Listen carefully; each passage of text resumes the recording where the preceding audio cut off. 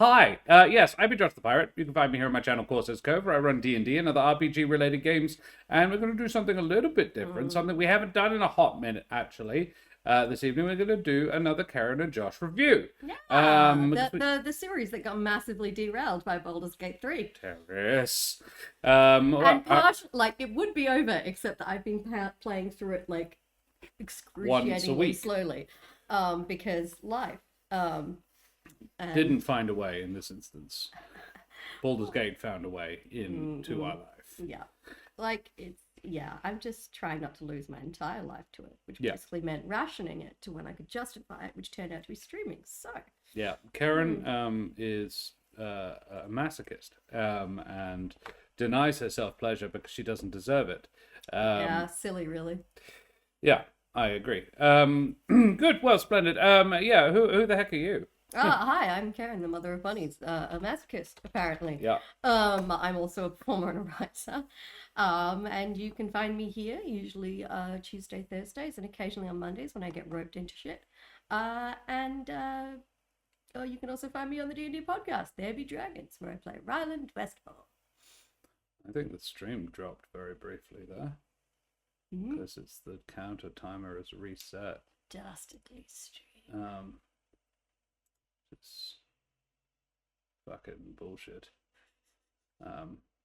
I was braced because we had a webcam die on Tuesday, so I was braced when we went live for it, nothing to be working. Oh no, I sat down and this is a new overlay. I know, but sometimes when you go live, the best laid plans just. Oh, before we went live, I found a way to check whether or not the audio was even working. Hey.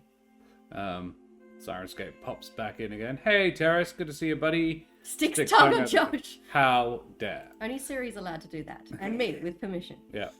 And I be Josh the Pirate. Yeah, you know the deal. This is who I am. This is who I be. I'm here and I do my stuff on Courses Cove. And Josh and Keren reviews, obviously, gluten-free apple pie. Is there any particular reason for gluten-free? Keren loves apple pie. Terrace, unless you are about to ship it directly to my door on the other side of the country, I don't want to hear about it. Yeah, it's rude. I fucking love apple pie. How could you? Made it with pork rind instead of pastry. Sure. Why? Oh, because girlfriend coming? Gluten-free person coming? Yeah, presumably. So yes. I'm very hungry now. We haven't reviewed anything in a hot minute. I forgot to eat before this. That was a mistake. Never mind. The last game we played by this person only took us 3.5 hours. I'm sure this will be faster. The last game being... Do you want to crack open... Oh, I get the honors? So there's a tiny bit of an unboxing. So we got an email. Just realized I probably shouldn't flash our address to the whole internet. Yeah, why not? No stalkers. We got a lovely email from Kaiya J, the author of Galatea. Ooh. Oh, pretty. And they really enjoyed our review of Galatea. Fuck yeah. It's so pretty. Paragon edition. So, where we created the characters Cricket and Sigma, the two robots who became awakened of their own accord. Jesus. They really enjoyed it. So they have asked if they could send us this. It's so pretty. The Paragon edition. It's so nice.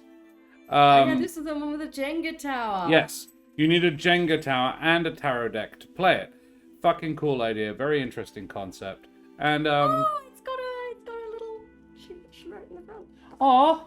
To Josh and Keren with warm wishes for Cricket and Sigma. Aw. We still need to actually play Cricket and Sigma.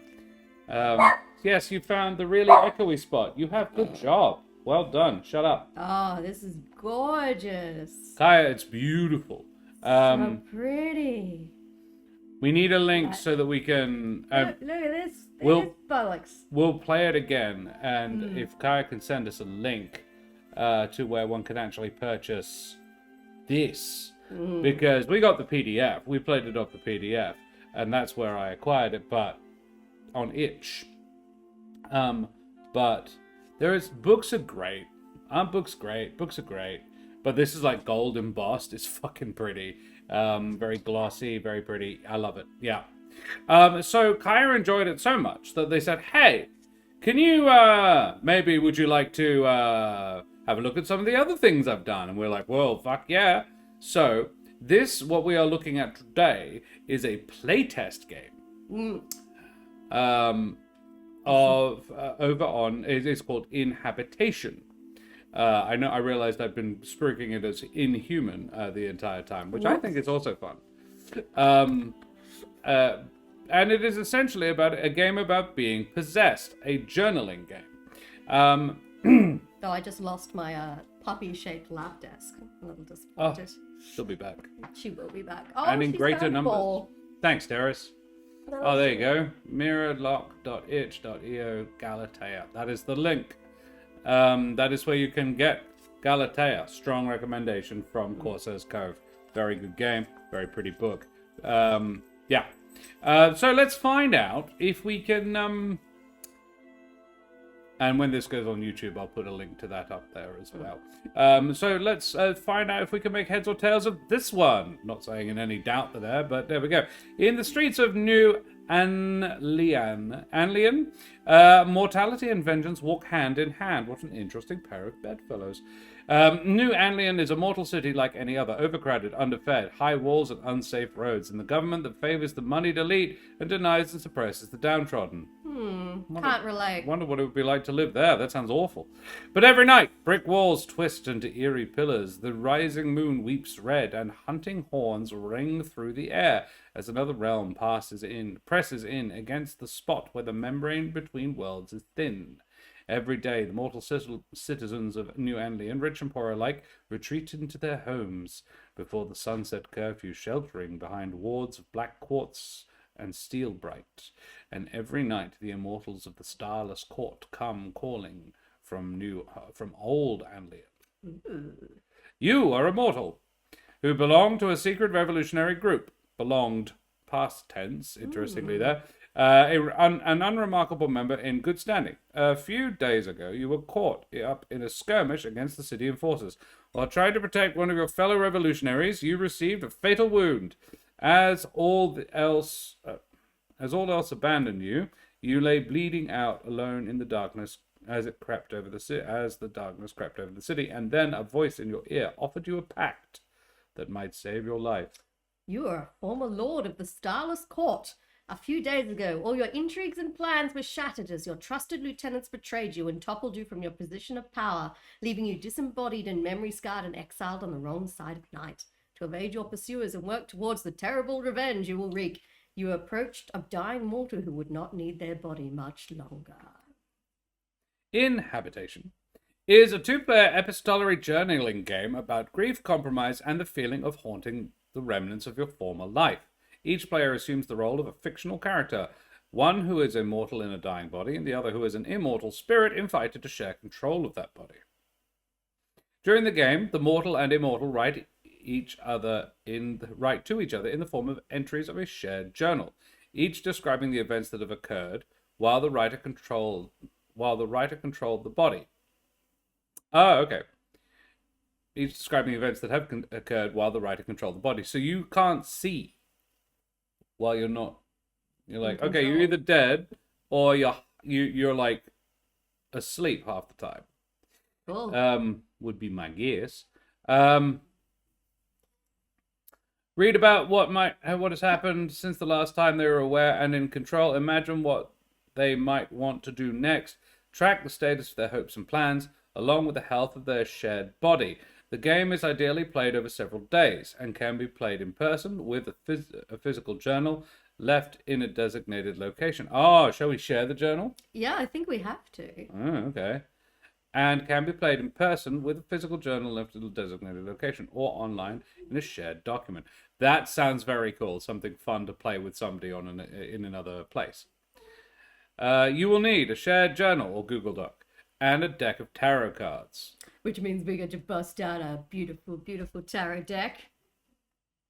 Here they are. So pretty. So pretty. Two of Wands. Ah, pretty birdies. It's so pretty. It's silver on the side. It's very And the cool. silver, yes. Mirror fine silver on the side. Right. First, decide which character will be playing, which player will be playing who. The mortal is the original inhabitant of the body and has control of the body during the daytime. Their game experience will be focused more on hope, grief, and coming to terms with seeing the world move on without them. The immortal has control over the body during the night. Their game experience will be focused more on anger, revenge, and coming to terms with the loss and power of memory. Speaking of anger and revenge, Siri, shut up! I imagine that... A ball has rolled behind something, hasn't it? And she can't get to it. Yeah.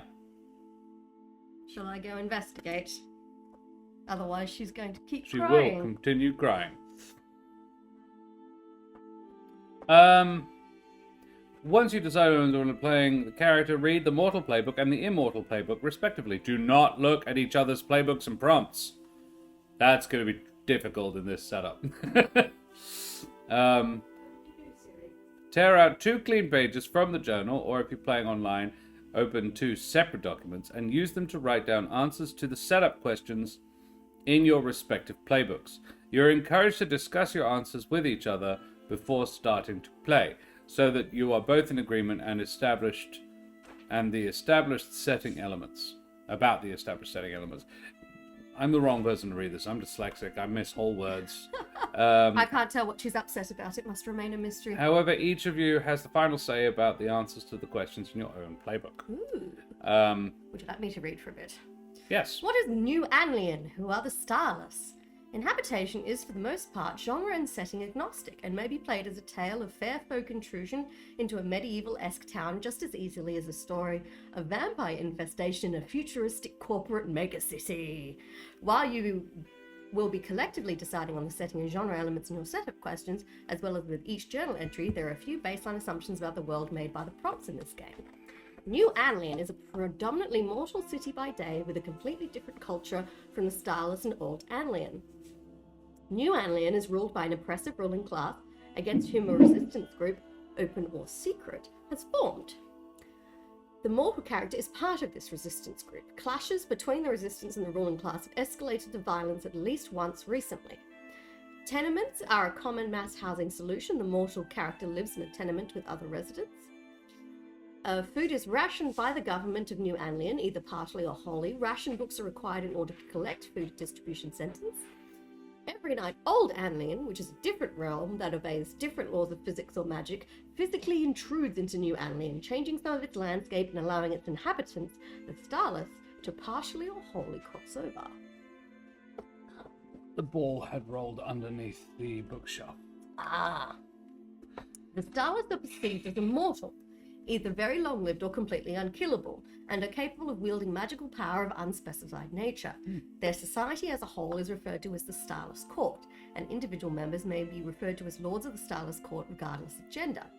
Starless society is largely left up to player interpretation, but at a minimum they have a society that's cohesive enough to encompass the notion of respect for a much more powerful individual and oaths of loyalty, but fractious enough that oath-breaking and conflict between Starless vying for personal power is not unknown. Starless are perceived to enjoy hunting and preying upon mortals who do not take measures to protect themselves at night. Standard wards against the Starless include blocks of black quartz set into building foundations to bar them Crossing the threshold, and tools and weapons made of steel bright that will cause them great pain on contact, temporarily impairing them. Everything else is up to you. You can modify the wording of prompts as needed to fit your vision. Go in and look for it. I moved it. The problem is it is now further into the laundry, which I cannot currently enter because there is a bookshelf in the doorway. And I don't know if you can get in either. It's about how deep front to back you are, and you're as deep as I am front to back. Oh, let's have a look. Bloody dog. Creating the prompt decks. Once you've finished answering the setup questions, separate the tarot deck into 3 separate decks. The day deck, the night deck, and the pale deck. So you need the cups and pentacles, the wands and swords, and the major arcana. There's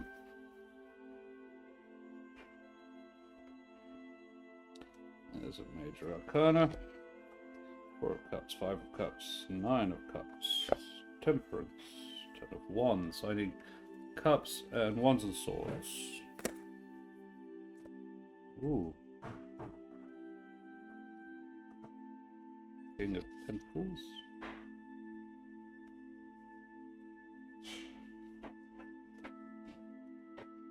of Pentacles. Yep. Knight of Wands. Two of Cups. Two of Swords. Ace of Pentacles.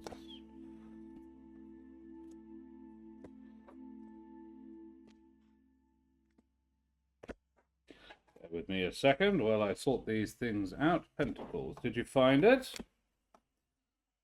You rotating little tick? Ones. Nice.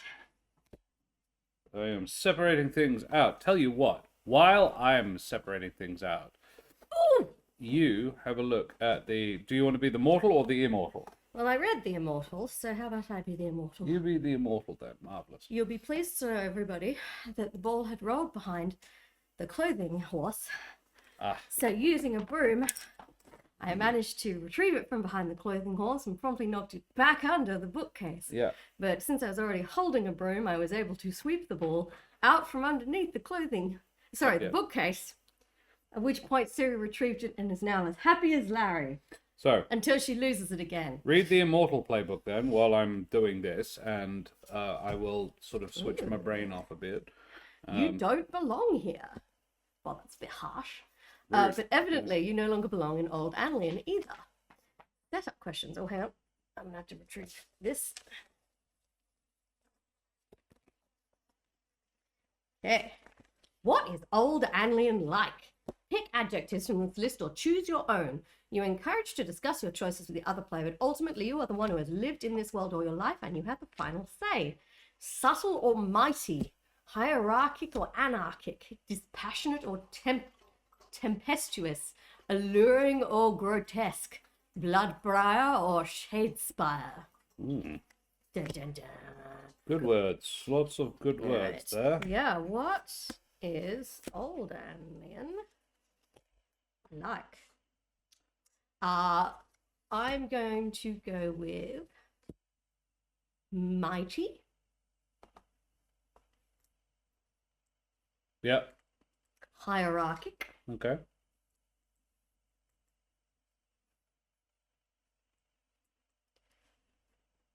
Tempestuous. Because, you know, immortality, you get very bored. So what else have you got to do other than pick fights with each other? Well, quite. Tempestuous. Alluring. Definitely. Bloodbriar or Shadespire? I think I will go, because it's a nighttime realm, so I think Shadespire. Shadespire feels right, yeah. Shadespire feels right. So that was mighty, hierarchic, tempestuous, alluring, Shadespire. Can you be a little bit more specific, or does it ask you to be a little bit more specific? Pick adjectives from the list or choose your own. It might help if we establish what the other world is like first. Well, this is the old one, but we need to know what the new one is before you can sort of be different from it. well, let's just keep it simple, and then once you've done yours, we can elaborate. Very well. What are some of the changes wrought by Old Anlian into the mortal city every night? Pick intrusions from this list or choose your own. Lush vegetation dripping with blood. Silver fountains burbling thin, luring souls. Faked glyphs that appear on mortal buildings or roads that rearrange themselves into knots. The muffled breathing of the great beast that slumbers under the stones of Anlian, or the muffled chiming of the heavenly sphere that encircles Anlian. Ooh. I love the muffled chiming. Yes. These are some gorgeous prompts, if nothing else. I like the silver fountains. The changes wrought by night. Are you feeling LV kind of thing? Yeah. I'm thinking Elven, but they're tangles over who's the most powerful magical user. Yeah. So I think silver fountains. Was gonna use that notebook your dad made me. That's that pretty. Tony Schlink. I love the roads that rearrange themselves. Hardback, hardback. My dad has a new hobby. Fabric bound with a little dark purple. I'm like, this is Funny. Thanks, mate.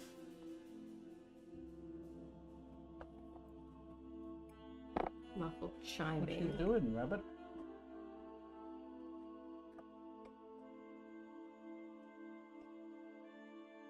Good.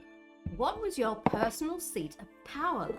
Pick aspects from this list, or choose your own. Pale stone arches or secluded shaded bowers, heavy black velvet or floating yellow silk, gently moon-tangled or bitterly star-sworn.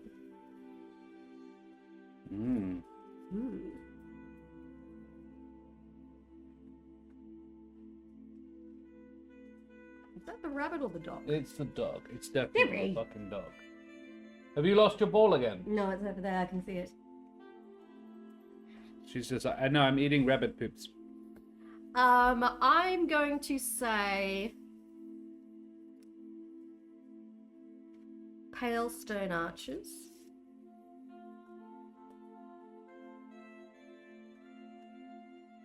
That are gently moon-tangled. Siri, enough. Get out. Come on. But I'm going to say that they're draped with blue silken cobwebs. Ooh, like that. Kind of blue. Like a light blue or a really dark blue? Kind of that really intense azure you get at sunset. Yeah, she wants the bunny raisins. Siri says it is never enough. I've been ignored all day. You have not. Come here. Come on. Oh, it's my balls. Thank you. Yes. Hi. Mummy's riding. You stay with me for a minute. Okay. Who is your truest and most trusted confidant? One of my betrayers? Sure.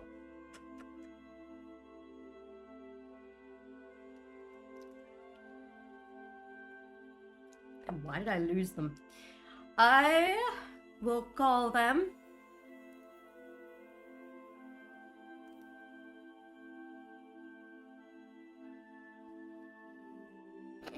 I love how I said that dramatically and then completely failed to come up with a name.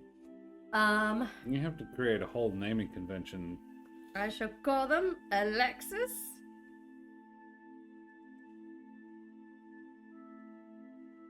Dark Moon. We can improve this later. Placeholder. Yes. When did you lose them? Dark Moon. Blah. Something about eating poo really spoils your breath, Siri.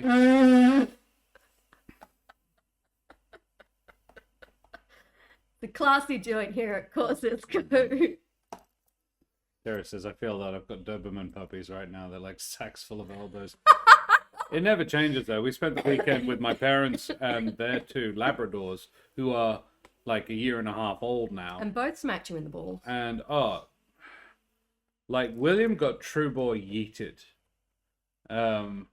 William got just fucking shoved and looked very shocked because neither of my parents are physically capable of just throwing William somewhere, being a 30-odd kilo Labrador. But when William, I mean, yeah, what was that? What's this? The Billy Connolly. You know, Sam, it's a strange thing. Amazing the surge of strength you get when you bite your own willy. But it's when a Labrador treads firmly and deliberately on your testicles. About 6 months old Doberman puppies, pointy nose is exactly crotch height. Yes, where they like to probe sharply to get attention. Yep. Josh's dog, when we got together, was called Hudson, and Hudson was a crotch hound, and he was at the perfect height to do so. Big chocolate lab. So you got warned before you went to the house this time. He's going friendly. to stick his face in your crotch, and He he doesn't does. Yeah, just scoops under and goes up. Like a bicycle saddle. Cool. I've renamed Alexa's Dark Moon Alexa's Shadow Sworn because I think that sounds cooler. Slightly better, yeah. Slightly. And I think I lost them because I failed to recognize their own growth in power. Valid. Yeah. What? What? Hey, Avis. Good to see you, mate. Tony, thanks. Avis, rather. Thank you very much for that resub, you bloody champion at tier 3, no less. Oh, boom, baby. Bloody champion. Yeah. Hi. Anytime someone says, what? I just hear an air horn going off in my head. I hear in the butt. When I would hear Good that. in the butt. What? Thanks. Yeah. So my truest and most trusted confidant was Alexis Shadowsworn, and I lost them because I failed to recognize their own growing power. And I imagine they felt a bit sad about that. Valid. What is my weakness that my usurpers exploited when they overcame me? Pride? Yeah, pride and I feel like that's a little obvious. no, let's make it a little more subtle then. It wasn't so much. Ooh. Trust. Too trusting? Yeah, I'd assumed I think it was my inability to recognize change in the people around me. Like, not necessarily just in Alexis, but just generally, I had failed to recognize the changing dynamics surrounding me and that people were growing restless and unhappy. And I was like, no, we're doing things the way we always did. That was cool, right? Why change? There's no reason to change. Yeah. Yeah. My weakness. Failed to notice the changing dynamics around me. What are you called? Dynamics around me. I grew complacent. Yeah. Complacency. I have to remember how to spell complacent. No, you don't. You're the only person reading it. My old fallback. What interesting details do you see when you look at the mortal's face in the mirror? Ooh. I'm gonna put it generally that I notice signs of aging. Yeah. Because being you don't- immortal, I do not Yeah. age. It's perfect alabaster skin. We're going like classic Fae. Yeah, I think like because I'm like a moon aligned, I think I'm like very pale, very dark hair. Sure. Are there other Fae that are like star or like celestial aligned? Yeah, I think there's the celestial Variety. vibes generally. So sun, moon, star. Yeah. So, you know, like if you're moon aligned, you tend to have extreme contrast between skin tone and hair tone because the dark and light shades the moon. Sure. So you could have very dark skin with very pale hair. Yeah. Or vice versa. Like the Valarians in House of the Dragon, which I haven't watched, but I've seen pictures and they look dope. Cool. What else would I show? Because I know some people are like, oh, they're making the Valarians a black family. I'm like, no, that's so fucking cool. They look dope as hell.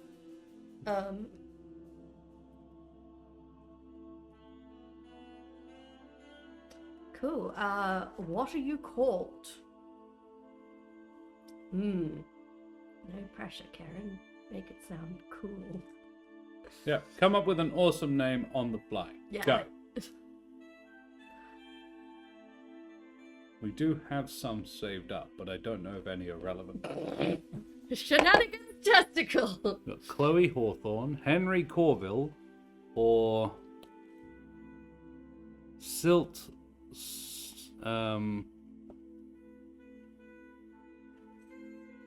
Snarlow. None of them really. They're all Bishop Bloods, I think.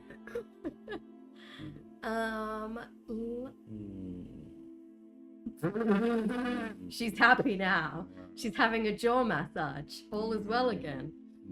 Yes. I'm trying to think of moon things that aren't too, like, obvious. It's hard. Mare. What does that mean? It's ocean, but Oh, it's right, like right. Mare Tranquillitatis, or which is on the moon. This is where I Google weird moon names. The Sea of Crises, Mare Crisisium.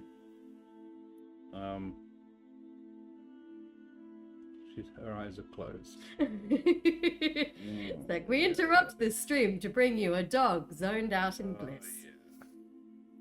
They really enjoy the muscle around the jaw. I wonder, you just grab them both sides and just slowly rub it. Oh, Honestly, I like that too. You can do me feels next. lovely. There are 4 good spots to massage your dog if you want. There's the other is one of the others is the ears, in and around the ears. That similar sort of rubbing place. Shoulders and butt as well, like just. Calenna, Well, that's pretty. says Terrace. Oh yes, we're getting all the obvious ones. Luna, Artemis, Diana.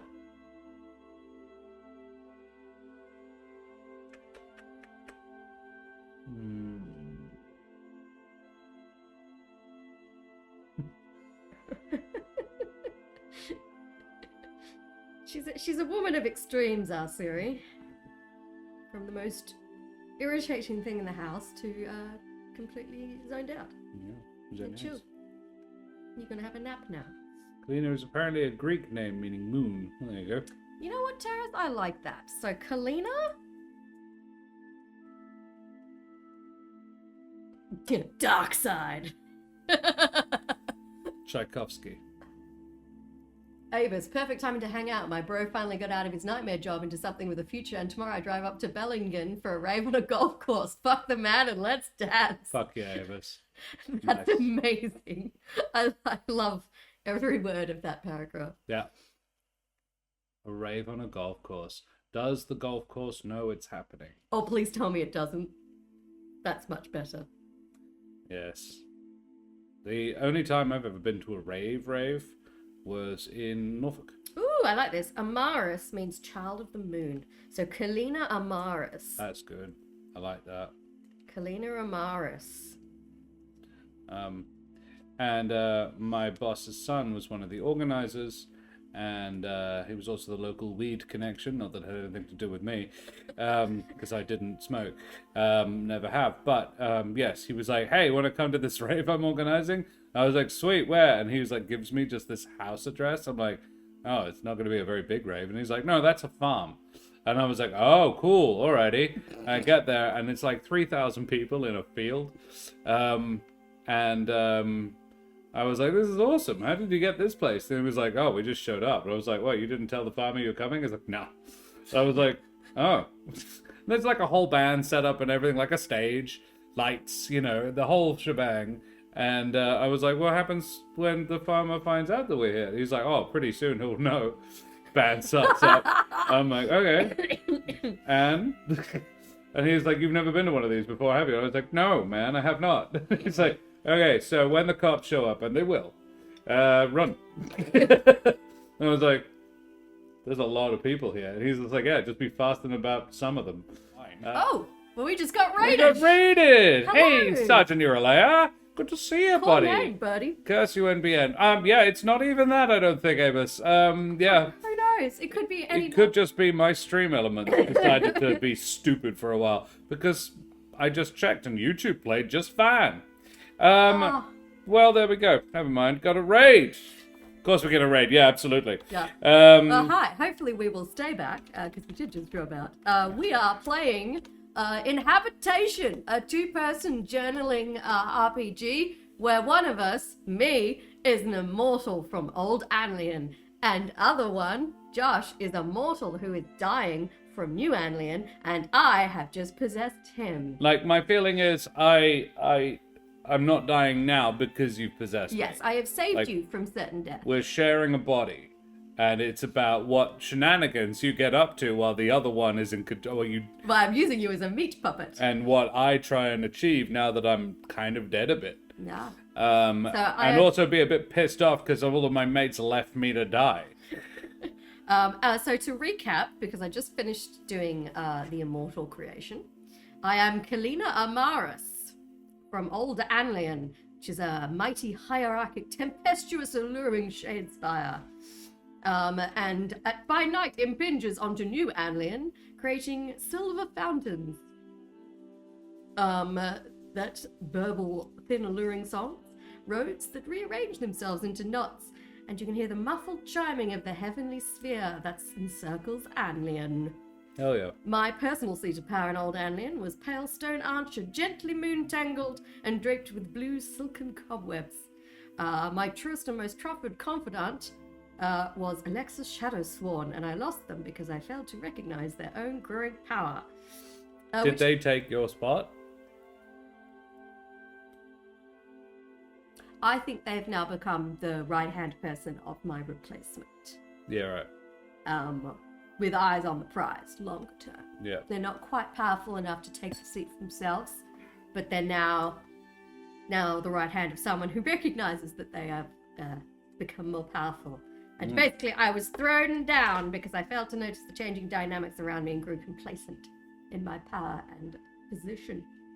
And now I am in this mortal's body. I am slightly intrigued by the signs of aging on their face. As being an immortal moon elf thing, I do not age.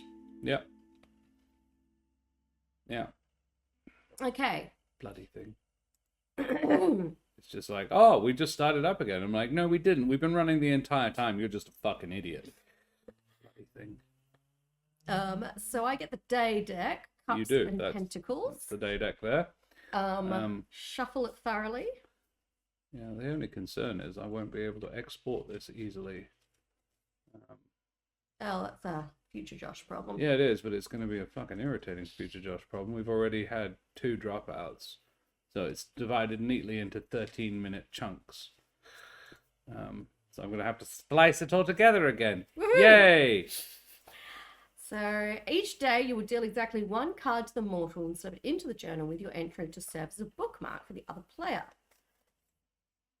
If you are playing online in a shared document, you should write what card you are leaving for the other player next to the line of updated stats. Ah. If your nightly prompt does not specify a card to give to the mortal, or if the rules say deal a card to the mortal as usual, you should draw a random card from the day deck.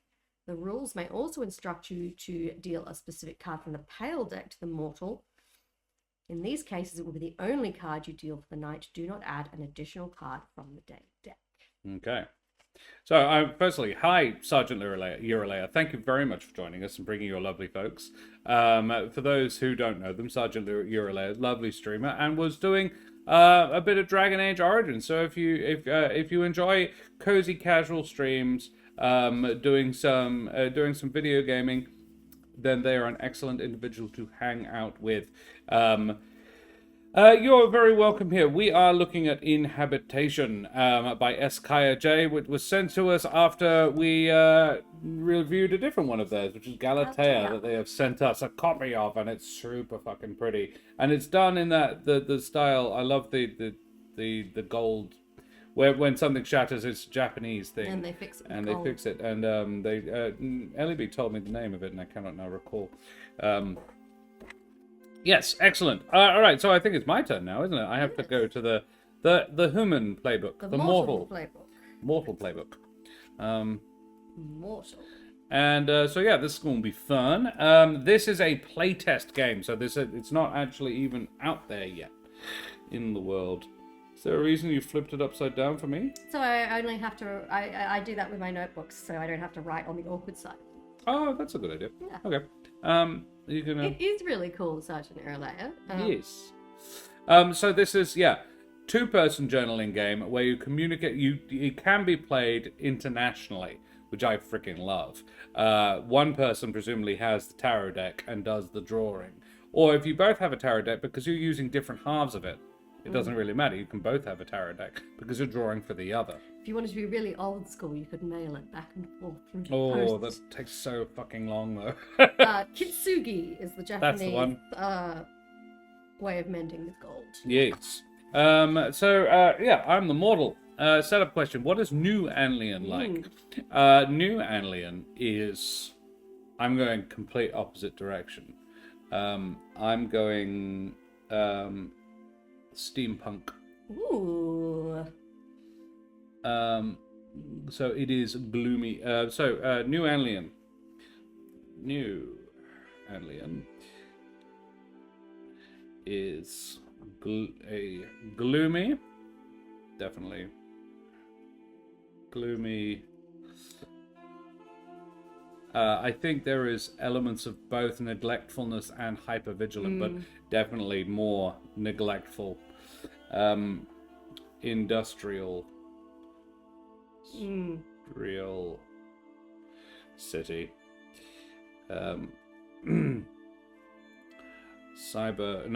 Steam punk aesthetic. You still have those steampunk goggles? I do. They're in the cupboard somewhere. With a neglectful aristocracy. Let's see.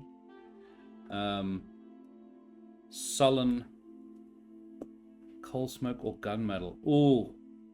Tough call. I'd say both, to be honest. I wish to put tiny steampunk goggles and outfit on a rat for a photo shoot.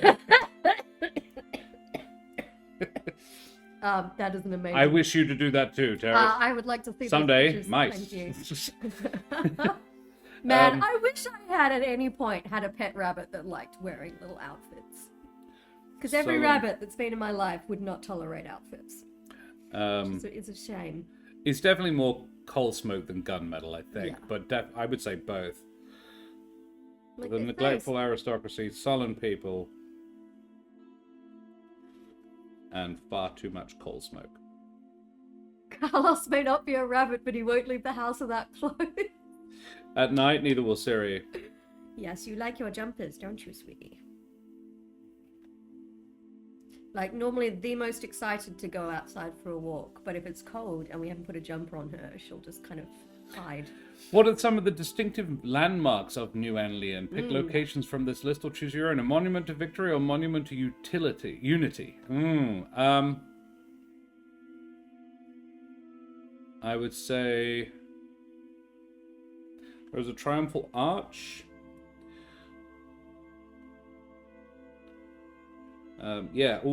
Crossing. Ooh, that was weird. I hiccuped and it hurt my neck. River. How does that work? Over the new bridge. And I think the new bridge and the old bridge are very, very different. And yeah, I think the Fae can't use the new bridge. But can I, now I am possessing Bridge. Humble mortal form. A wonder of steel. I would leave the house without clothes, but it's winter, and in summer, well, people seem to get mad. Only if you leave by the front door. Honestly, any house I own in the future will, you have to work out whether you can walk into the back garden with no clothes on, because you'd have to, one of our previous houses, there was like a gap where the neighbor's kitchen looked right into our back garden. And then the clothesline would be there, and I would want to go get my work uniform, which was on the clothesline. So you'd have to make sure no one was in the neighbor's kitchen before you did the dash to get the work clothes. There's no point getting dressed to get your work clothes, so you then have to get undressed and put those on. Crossing river over the new bridge, a wonder of steel and artifice. Face. The largest in the world.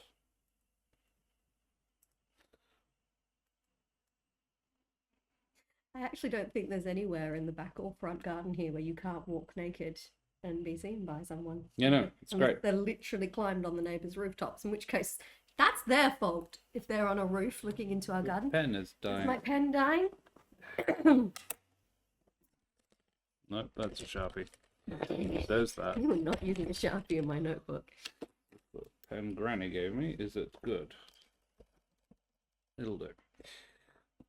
Gold. Yeah, I'm running low on replacement ink for most of my pens, so I need to order some more. The longest in the world. Oh wow, yeah, it's empty. It's empty. There you go. There's your problem. That's more empty than they usually get. Normally they dry out before they get there. I'm really impressed at how rapidly it went from working to not working. Pen, paper, possibilities. Not one and you're out of ink, motherfucker. Lavishly decorated gate or an ancient symbolic wall. You fucked that up. I did. place of natural beauty or a place of impressive artifice? It is definitely the second. Yeah, I was just going to say, definitely impressive artifice. There is very little beauty here at all. I think the place of natural beauty is the patch of flowers that have somehow managed to grow underneath. Actually, a lavishly decorated gate. Yeah, so because I'm writing this like a travel thing. Crossing the river over the new bridge, a wonder of steel and artifice, the longest in the world. You find the gardens. Sergeant Roller, I used to keep a dressing gown by my front and back doors. Guests and close stashes. Nice. Good idea. Solid plan. And Tony thinks my pen looks like a pregnancy test. Well, it does say possibilities on it. You find the gardens. I reckon they're entirely metal. Ooh, I like that. So it's like a steampunk, Yeah. I don't know, gear garden or something. Yeah. A monument.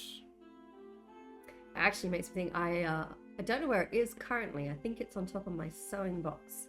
I have a metal rose that was made by my host father when I was in Italy way back in 2006. Because he used to make metal work, maybe a rose. Monument to the combination of beauty. B-E-A-U-T and artifice. Mind you, there always used to be that jewelry seller at the upmarket that made steampunk jewelry out of old watch pieces. You find the gardens, a monument to the combination of beauty and industry. The steel roses.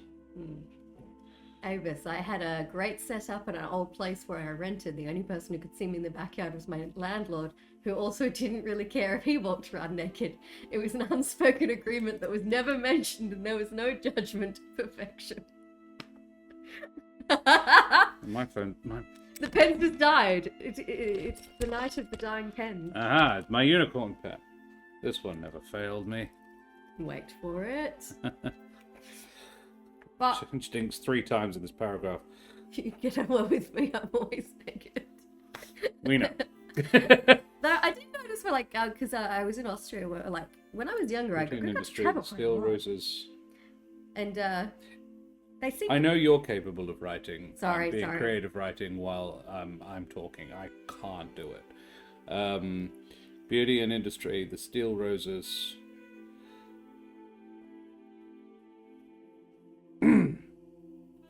Being quietly tended.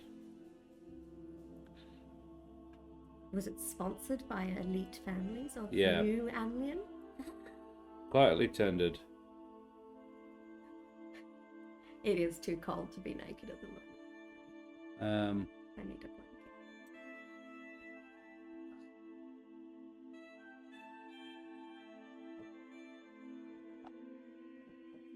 Maybe By trees. the iron sworn.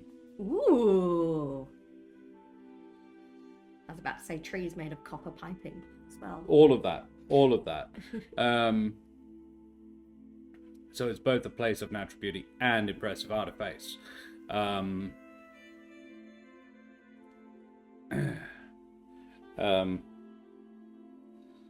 This has the double benefit.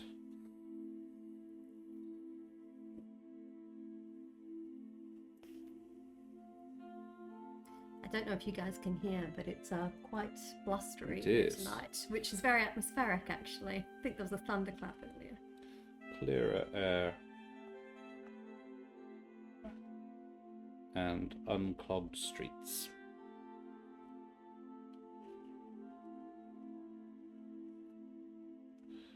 All right. Oh, Amos has a Causes Cove hoodie. Excellent. Amazing. Good I choice. kind of forget that I made that merch store. They actually, we're gonna have to. Oh yeah, they changed the thing. I have to update it. Who else lives in your tenement? Pick neighbors from the list or choose your own. A young, poor family or an elderly widower. Definitely both. a frail, delicate beauty, or a feverish writer? Yeah. Again, both. I like all of these ideas. An idealistic student or a boisterous busybody? I think I'm going to combine some. The elderly widower is a boisterous busybody. Mistress.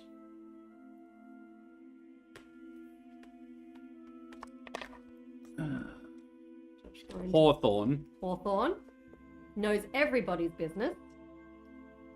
You guys can't see, but Siri just did the iconic downward dog stretch. It was very cute. Can you, if you're going to do it, get off my lap? Yep. There we go. So much easier to write on the desk. Handwriting improves immediately. Mistress Hawthorne, a widow and a boisterous busybody. My brain just went, we should get a Corsair's Cove hoodie for Siri. We should. We should. We'd probably have to get you a kid's one and then modify it, huh? Or we just get a normal dog hoodie and then print it, like Cricut machine it. Your mum's Cricut machine isn't working. Oh, not right now. A frail, delicate beauty who is a feverish writer. Oh, well, they're just describing me now, aren't they? Yeah. And I did wake up in a sweat last night after a very intense dream about how me and Josh were trying to audition like 1,000 children for a show with no help or real cooperation. From the children, it should From be. anybody. Henry Corville, a frail, delicate man with a beautiful soul. Aww. You guys should know that Siri is very fluffy right now because she got washed. And smells a bit of wood smoke because Yeah, she then played outside while I had the fire lit all night. I don't mind a wood smoky puppy. With a beautiful soul. And I think then,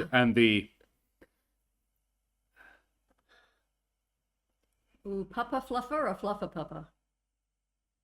you don't want a puppa fluffer. No, you don't. That's fucking weird. Sorry. Hey, Quad. Yes, Henry Corville is back. I have utilized him as a frail, delicate man with a beautiful soul who lives in my tenement. And the break seeds. I like to think he's always doing kindnesses to people. Yeah. I just broke Terrace's brain. Sorry. I need grilled cheese and ham and pineapple. Yeah, that's what you need when a brain is broken. Sounds legit, man. The break seeds, a poor young family. That Henry Corville is always sneaking food to when he can. Yeah. Do you want grilled cheese sandwiches for dinner? Honey, I've got this covered. There's potatoes on the stove. Yes. Crisp and Crunch wants to know if Henry Corville plays 40k. Steampunk 40k. Yeah. Well, yeah, look. It's really hard to disentangle when you read a fuck ton of sci-fi. It's really hard to disentangle your own imagination from shit you've read. In that extended YouTube video about plagiarism, there was that kind of unconscious plagiarism where I think you had an idea, but it's actually So am I going something... back this way? No, just keep using the notebook as usual. Those notes are from ages ago on the other side. I basically go through writing down one side So and then... but I'm doing this side? Yep. Okay. Yeah. Cool. Oh, so your entire... Yep, I went... Only on the left side? Yeah. Right, okay. Yeah, I went through one way and then... Sorry, we're probably confusing the fuck out of everyone, so I'll show you. Basically... Including me. Basically, Crunchy. I like writing on this side of the notebook, but not this side of the Fair. notebook. It irritates me. So I wrote through on one side and then I flipped it upside down. I'm going through the other way. Yeah. So this notebook is over half full because I'm going through the other half Yeah. now. But yeah, it looks, I just realized it probably looks a little weird if you didn't know that's what I was doing. Well, who was your truest and most trusted confidant, and when did you lose them? It's the Mortal playbook now. Yeah. So I was a member of a revolutionary gang or group or Faction. Rasmus. Good name. I Rasmus like it. Block. Rasmus Block was the leader of the sort of revolutionary front of Judea. Revolutionary Front of Anlian. Of New Anlian, yes. Future Anlian. Yes, they call themselves the future Anlians. Yeah, yeah. I just realized if I point at you because of the way the cameras are set up, I actually point away from you. So Yeah. I needed to go future Anlian. I don't know why they're backwards. I should just flip, but never mind. Leader of the People's Front of New Anlian. We're having a discussion at Josh's parents about how hard it is not to quote Monty Python on a semi-regular basis. But we're getting, While streaming, it's but we're fucking getting impossible. so old that people don't know it anymore. Yeah, it's safe now. It's almost Yeah. it's coming close to out of Some of them are dead, you know. yeah, one I think. And Chapman died years ago as well. The Revolutionary Front of Future Future, Annulus. Yep. Sounds great. I love New it. Anlian, future Anlian, of future Anlian. The Judean People's Front, bloody splitters. It begins. Whatever happened to the popular front, Reg? He's over there. Splitter! Just one dude.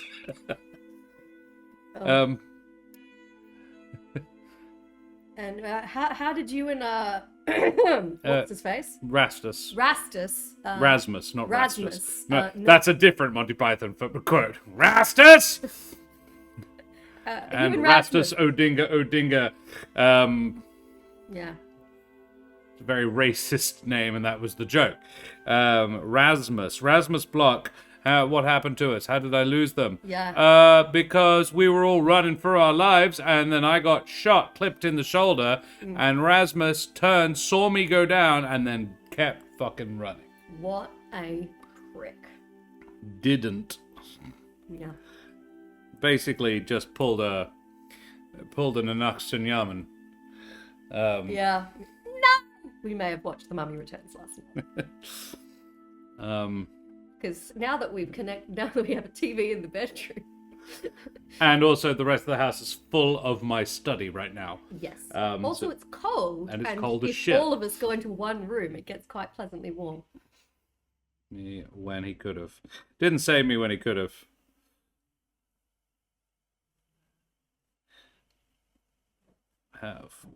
Okay. You do feel quite smoky. Where is your wound? And how do you know it's a mortal wound? It's in my shoulder.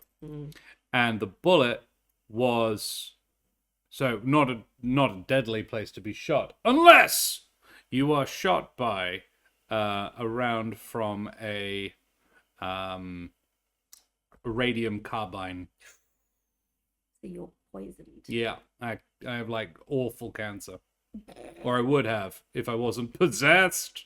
You would quickly die from radiation sickness. Well, that's the point, yes. So it's in the blood. It's metastasized. Yeah. That's so radium carbines have they fire irradiated bullets that shatter on impact. So getting them out is almost impossible. Yeah, you're now full of radioactive material. Which, if anyone's ever looked into Chernobyl, is a fucking horrible way to die. I mean, the trick is, and in fairness to Rasmus, he saw me shot by a radium carbine. He knows you're going to die. But he didn't help me when he could have, and he ran, leaving me for the authorities. I feel like... For a mysterious old Annian Feylord. When did you lose them? I feel like... I mean, that's not when I lost him. Perhaps you had a... We'd had a disagreement. prior to this incident. But that's not why. Does anyone feel like the dog is posing for the camera right now? She is a bit. Because seriously, look at this. But she's asleep. Yeah, She's so sleepy. She's so sleepy. Romans, they go house. Yes. People called Romanes, they go house. No, it doesn't. It says, Romans go home. No, it doesn't. Conjugate the verb to go. Ite. Oh my God, more Raiders! Lost Hello! Archives. Hey, guys. Hopefully our stream stays more stable this time. I'm not stable, and neither's my wife. Good to see you guys. It is Avatar night tonight, I believe. Guys, thank you very much for joining us. We are doing a Josh and Keren review. We're having a look at inHabitation, which is currently in playtest by the wonderful Kaiya J, author of Galatea. This is what they sent us, but we've already played this one. Well, we haven't played this one. We've played something very like it. Yes. This is the Paragon edition, and it's so heckin' pretty. So pretty. Oh my gosh. So I am playing an immortal sort of dark elf from old Anlan, Calenna, and I have been betrayed, and I have managed to possess Josh's character, who we haven't named yet. We are about to name them, who is a mortal from New Anlian.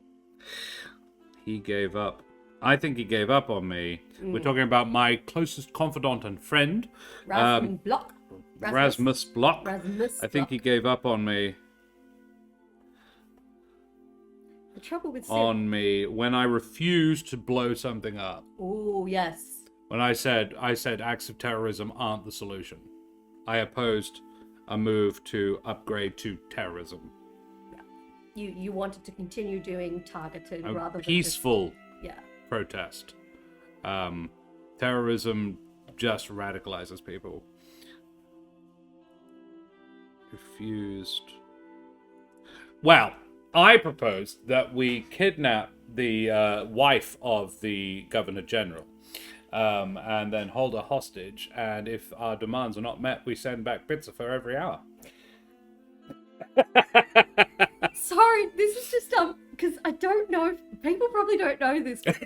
Australia has a Governor General because technically we're still, the King is still our head of state. So we have a Governor General. The Governor General's wife has a really awful reputation for singing her own compositions at events. Unfortunately, she's not particularly talented at either of those things. And every time it happens and is captured on video, there's a flood of people saying someone needs to tell her that this is not appropriate behavior for the wife of the Governor General. I imagine if you go look up Governor General's wife singing, you'll probably find one. West Australian Governor General's wife. Governor General's wife. Yeah. But yeah, so I'm just thinking you wanted to kidnap the Governor General's wife, and I'm like, some people would be like, gonna sing it as fuck. She's been singing in that prison cell the entire time. Yeah, it's really weird. She'll make up these almost like, I feel mean saying they're like primary school-esque. But it is It's that a level simple, of repetitive melody and a basic dear. rhyme scheme. Like, there's nothing exciting happening here. And I'm like, being the wife of the Governor General is not the time to have a weird singing career. Renaissance. It's very odd.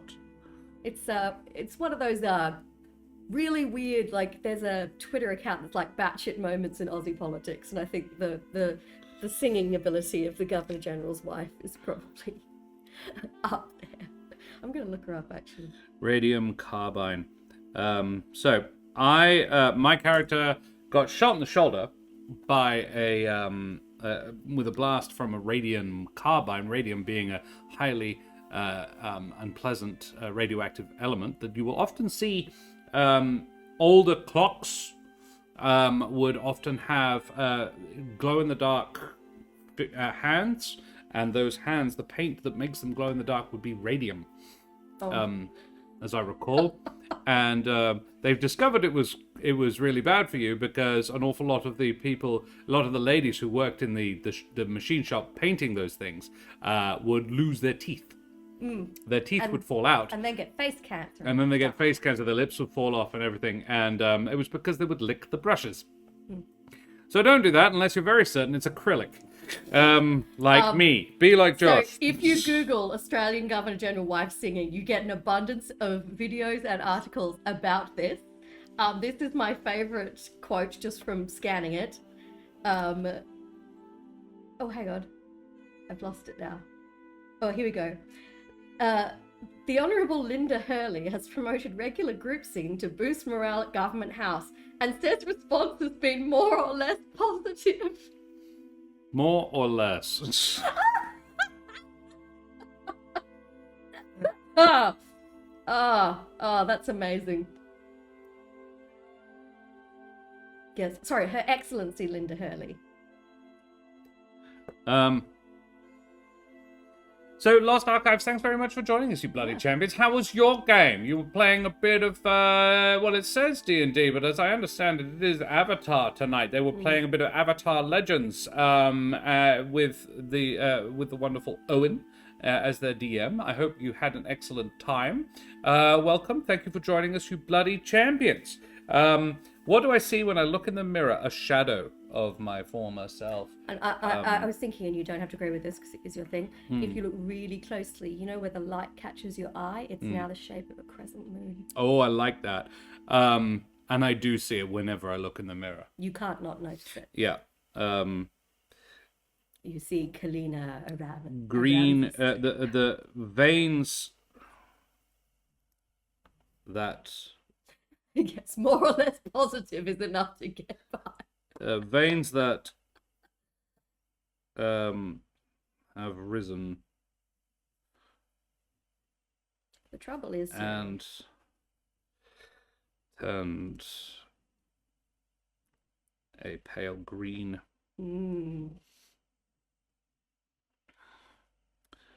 And a crescent moon.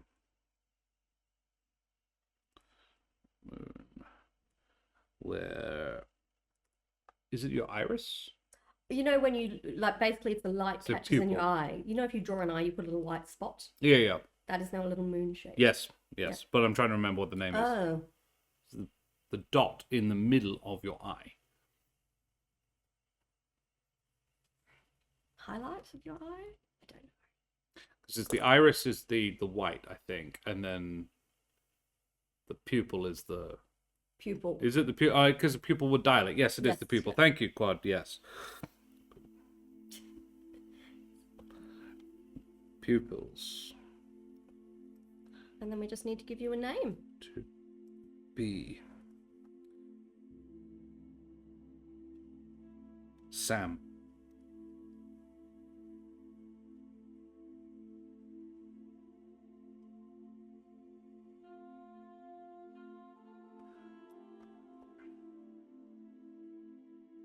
Thus ended the life. Ooh, pupil, iris, and sclera. Ah, there you go.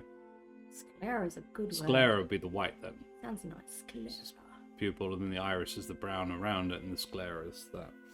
Thus ended the life of Sam.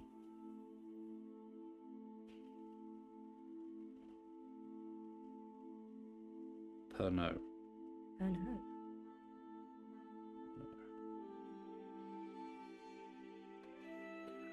Boom. All right, the night deck, consisting of the suits Swans and Swords, will be under your control. Each day you deal exactly one card to the... shuffle it before you begin play. Each day you'll deal exactly one card to the Immortal and slip it into the journal with your entry to serve as a bookmark for the other player. If you are playing online in a shared document, you should write that card. Write the card that you are leaving for the player next to it. Blah, blah, blah. The rules also instruct a specific card from the Pale deck. Oh yeah, sorry. If your daily prompt does not specify a card to give to the Immortal, or if the rules say deal a card to the Immortal as usual, you should draw a random card from the night deck. The rules may also instruct you to deal a specific card from the Pale deck, which is the Major Magica. No, it's not the Major Arcana. Major Arcana. To the Immortal. In these cases, it will be the only card you deal for the day. Do not add an additional card from the night deck. In the event that you receive conflicting instructions from different sources, for example, Both your card prompt and a rule in the What You Know section instruct you to deal specific cards. Instructions in golden text take precedence over instructions in red text. Will you start the game by writing a journal entry answering the question, why did you accept the pact? In this entry, you should make sure to establish the following. What extent your culture fears and distrusts Old Anlian, and common warnings about interacting with anyone or anything from Old Anlian. To what extent you wish to keep the pact secret from the world at large, and what you realistically hope to gain from the pact. You should then deal the Hanged Man from the Pale deck to the Immortal player. Ooh. Alrighty. Could you scroll down a bit? I just want to see what... What you know. You were gravely injured. You're not expected to live more than 1 month, and you may live less than that. You begin your day with 0 body. If you begin your day with 0 body, you must deal death from the Pale deck to the Immortal player. If you begin your day with 0 hope or no cards in the Night deck, you must deal this star from the Pale deck to the Immortal player. You do not know what will happen if your body gives out and you perish while the Immortal is in possession of your body. Perhaps it is, strictly speaking, no longer your problem at that point. You do not know what effects, if any, your body will suffer if the Immortal tests the standard wards against the Starless. As far as you know, only the Immortal and the other members of your revolutionary cell currently know about your condition. You have no reason to believe that you were identified during the skirmish or that the government has you under surveillance. All right. Cool. Alright, so why did Sam Pernod accept the pact? I think my culture of late, in the last 50 years or so, has decided that it's not real. And it's a silly superstition. At large, I think the people in charge know that it bloody isn't, but they are very much still keeping the things like keeping the curfew and everything, but for different reasons. Everybody has to go home, get a good night's sleep, so they can go back to work tomorrow. You are not permitted out past a certain time of night. Also for law and order. So they're maintaining the kind of... They're maintaining the rules of... But no one believes it anymore. Nobody... Yeah. They don't... The Black Court serves some other purpose as well as stopping. Or, yeah. But yeah, I think that the common people don't believe in it. So... And this has been actively encouraged. So I don't think my culture does fear Old Anlian. It's old stories. Distrusts a bit, yeah, sure. When an otherworldly entity says, "Hey, I'll save you a bit." It's kind of like that situation where you know there's a superstition around something, like breaking a mirror, and you don't really believe it. But when you break a mirror, you're like, it. "Oh No, shit! Is that bad? Whoops. Should I be extra careful?" Did I do that? I deliberately smashed a mirror for crafting purposes once, and I'm just like, was that where it all went wrong? I mean, it was the beginning of COVID. It was my fault, guys. I'm sorry. We've gotten to the bottom of it. There it is. Now we know. I smashed a mirror to make disco ball shoes. It's all my fault. Hi, Shanna House. Hey, Apparently, I'm responsible. It's all Karen's fault. Well, now we know. So, would you say that Sam was of the "it's all superstitious" bollocks mindset? I think so. I think Sam is future thinking, forward thinking. Yeah. Didn't give it any credence at all. Yeah. It's old stories and hokum. Yeah. What did Karen blow up this time? The dragon answer. Good. Positive. But yes, we'll joke about how I smashed a mirror just before the pandemic started, so it was probably my fault. Did you have a similar one of those on yours? I don't recall.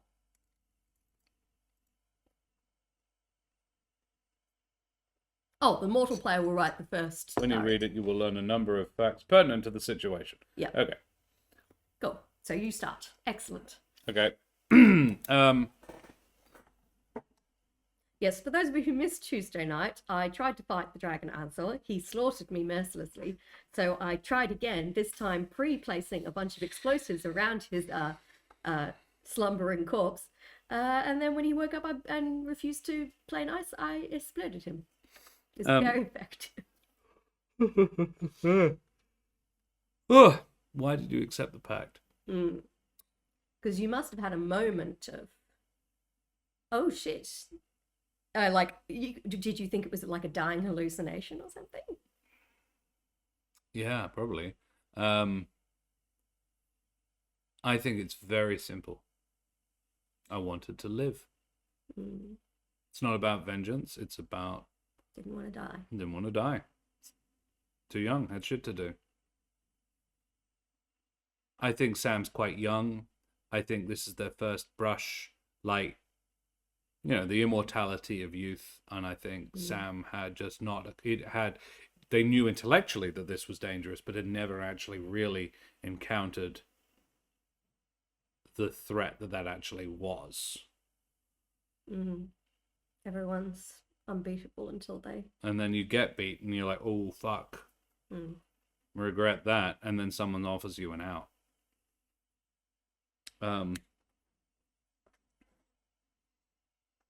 But I am still writing.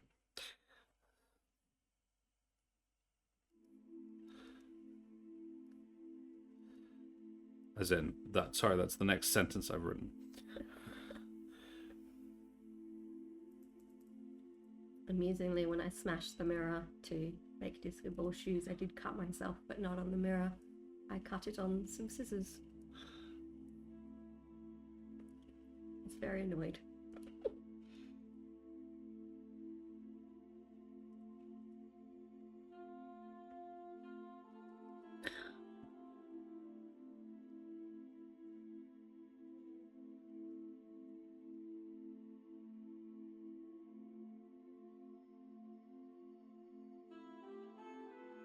I wonder what an old alien's voice sounds like.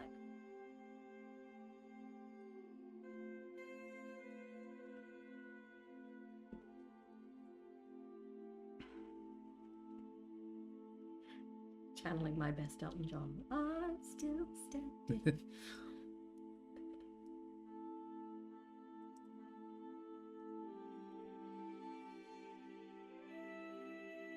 Occasionally I've joked that if I develop enough health problems, they will all cancel each other out. Yeah, you've got to set them on each other. I will become unstoppable.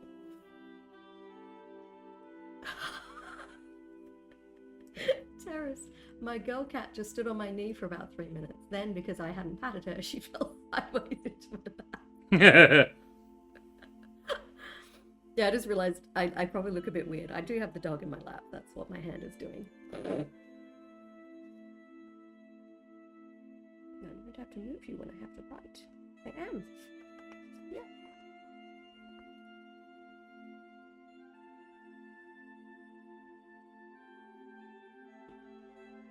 Has any... Yeah. To what extent do you wish to keep the pact secret? I don't want... So...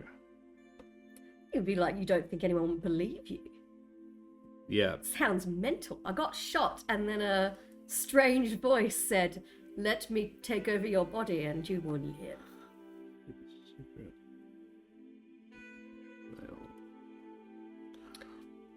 I love pets being drama queens, Terrace. Siri is a drama queen. The amount of sighing that comes out of this animal. Or just put her in the back seat of the car and she'll just make a full range of noises. Won't you? You have all the noises.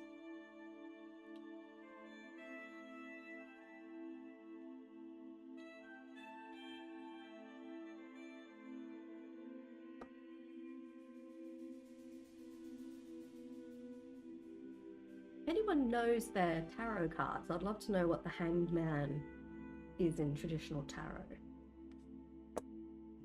read the book. Oh yeah, there's a book. Of course, a serial man. I would just like it for the record that I believe we bought these when we played Galatea.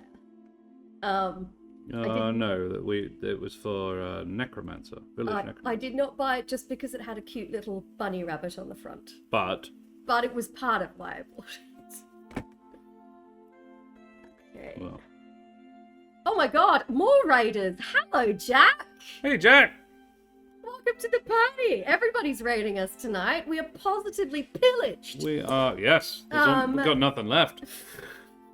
Bloody champions. We are play testing inHabitation, which is a 2-player journaling RPG, where you use tarot cards as prompts, and Josh is playing a mortal resident of New Anlian, and I am an immortal from Old Anlian, and he's been shot and is dying, and so my character possesses him, and I now use his body at night, and he gets to use it during the day. And we are still in the kind of character creation thing. Josh is working on the first journal entry. Can't honestly hope for more than... Upon which he will give me the first prompt for the immortal, which is the Hanged Man, which I was about to look up. Can't honestly hope for more. Just to live. 46.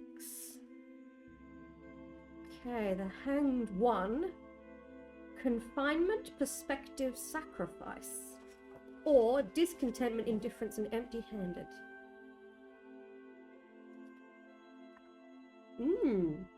Suggests you are moving forward but have lately found yourself struggling to continue. The universe is telling you to pause and look at things from a different angle, which I think is easy to do if you're being hanged. Gotcha. Hey, Jack. It's good to see you guys. When two become one, well, two very much have become one. That's the problem. Alrighty. I did say if you wanted to really go hardcore with this game, you could mail it back and forth to each other from 2 physical locations. But that wouldn't make for very good streaming, so... It wouldn't. It would be like 10 minutes, and then you guys would have to wait 2 weeks. So, I have written the... So, the mortal player will write the first journal entry. When you read it, you will learn a number of facts pertinent to the situation. You will also receive the card dealt to you. Which is the Hanged One. The Hanged One. The bird, if that helps. About half of them are birds. Pointing downwards. Temperance, the Emperor's Judgment, High Priestess, the World. Death, Lovers, Fall, the Emperor, Strength. Do you want to give me half?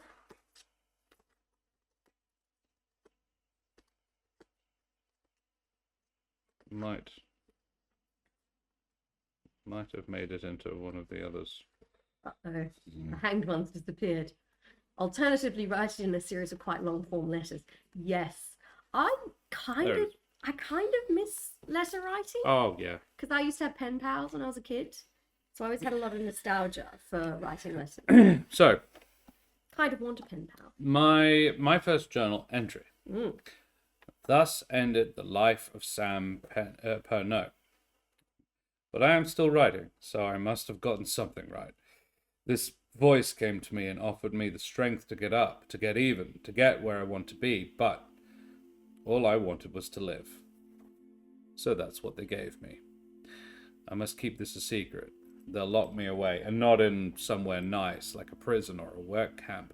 Uncle went there to get better. And, well, he's still there. I can't honestly hope for more than just to live.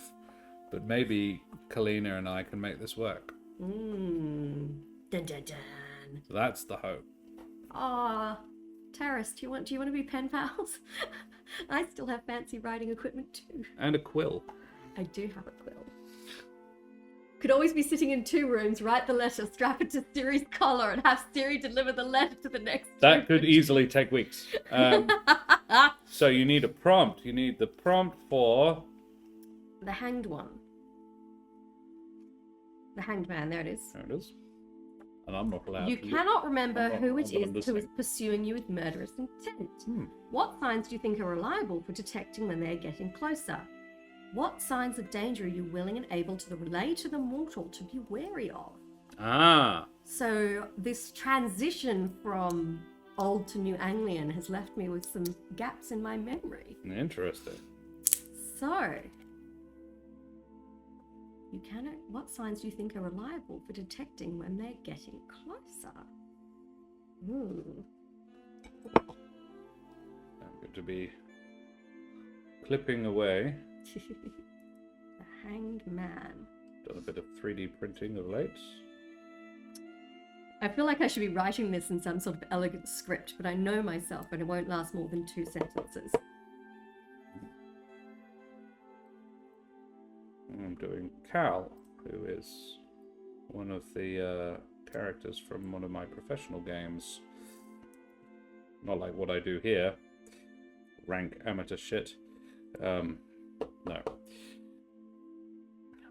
Cal is a bard.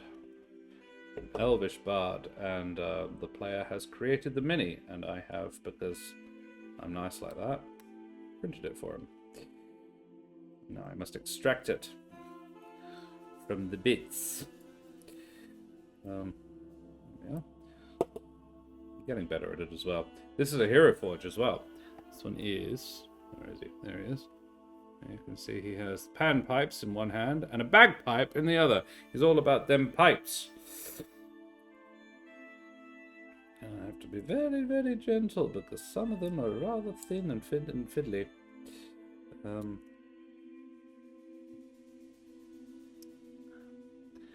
I have a bagpiping bard. His name is Roar. We know. Amusingly, the player of Cal is named Cal. He's the one with the summer house in Augusta. To which they've invited me, which is super cute. They're like, hey, we go for a boys' weekend away every November. Do you want to come? And I was like, I am not that kind of boy, but yes, all right, sure. Sounds fun. They're like, you don't have to DM or anything. I'm like, sounds more fun. Love that. Heck, one of us could DM. And I was like, oh, yes.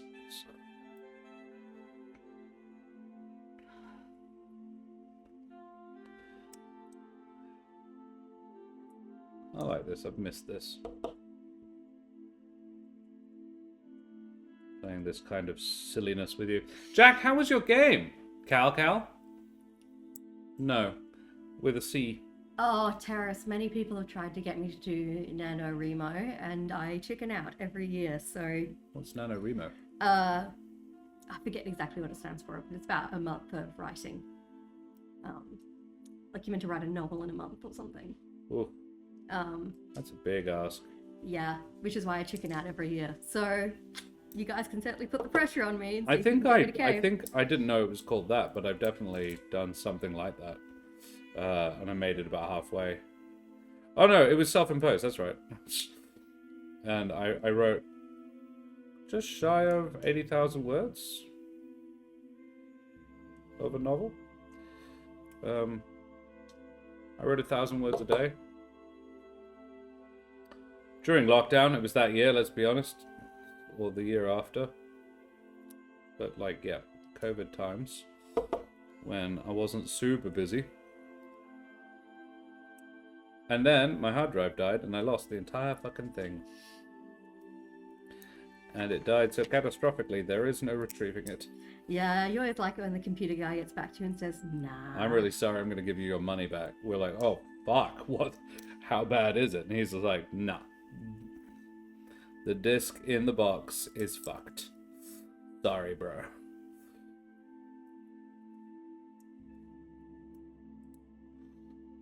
Yeah, it was rough. And I was like, oh, I did send some of it to Granny to read. Nah. I have one chapter. I have the first chapter. Which didn't even contain some of the best bits. There was a bit, I did message Dad some of it. So I might be able to find it on Facebook. But I was reasonably cautious about that because anything you send through Facebook Messenger becomes property of Facebook. Imagine there's some sort of copyright law going on there, though, that would prevent that from being too much of an issue. There we go.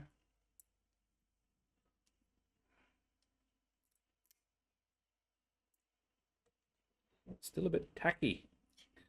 I have to go back outside. The problem is I can't let them dry in the sun at the moment because it's fucking raining. I still think we need to get you like a little UV torch for touch-ups. I've got UV bulbs outside. I could definitely make one. Tanning bed. Who am I kidding? I don't tan. How you going? You I'm doing? almost finished. Okay. Wow. Interesting. And I don't remember what the prompt was. Do I get to read these? Well, yes. Is that the point? And then I will give you a card from my deck that will be the prompt for your next entry in the journal. Right. Dun, dun, dun. You know how I changed my UV bulbs for my snakes about every... You know, I changed my... Oh, yeah. Send you the old ones. Okay, Terrace, what types of snakes do you have? I'm curious. You have so many animals, I forget to check in on all the different types. I'm struggling now to remember. I'm pretty sure I knew about snakes.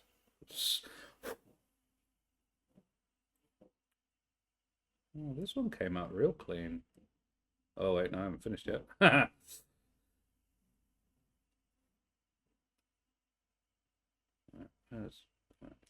Okay.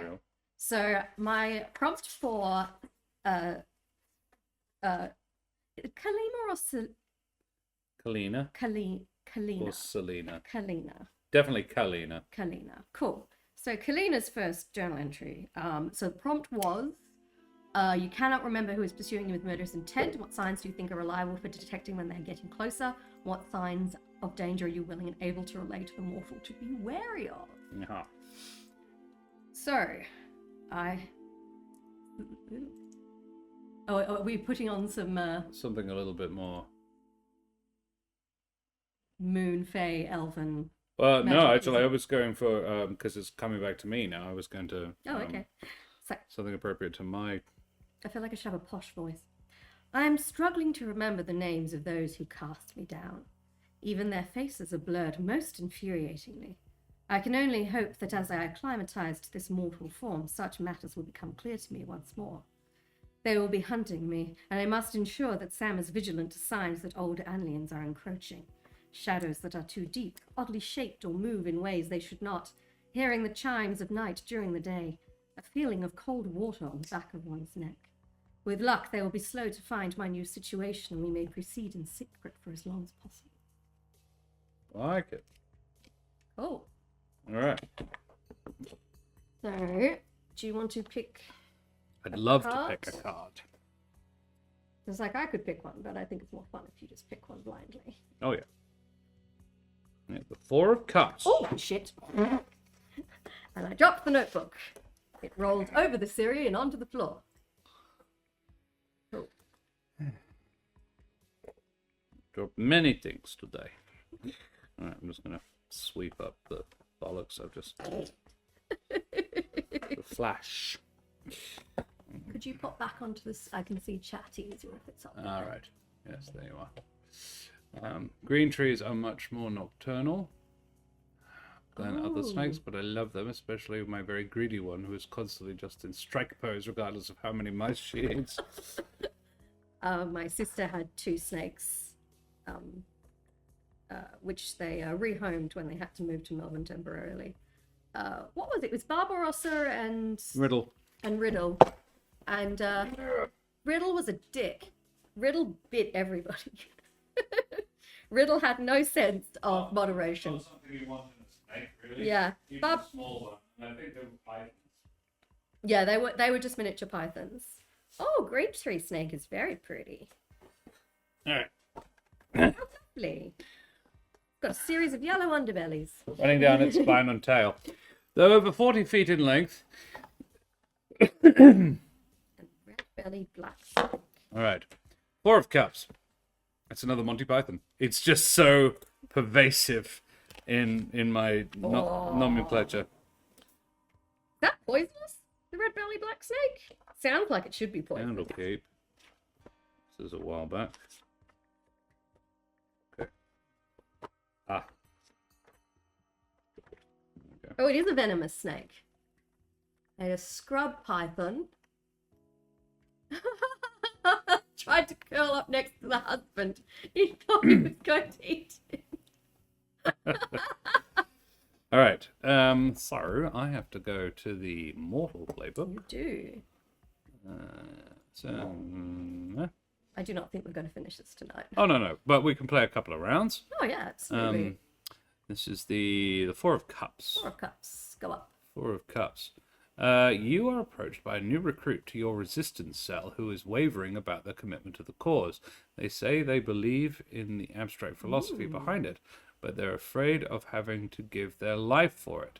They ask for advice for finding a way to keep their head down and contributing in a way that won't put them in danger. How many body and hope do we start with? You start with no hope. Right, entries. The collective stats are hope, haunt, and body. You begin the game with 5 hope, 5 haunt, and 9 body. Okay. So you now have 6 hope. So let us... Oh, the jungle carpet python is pretty.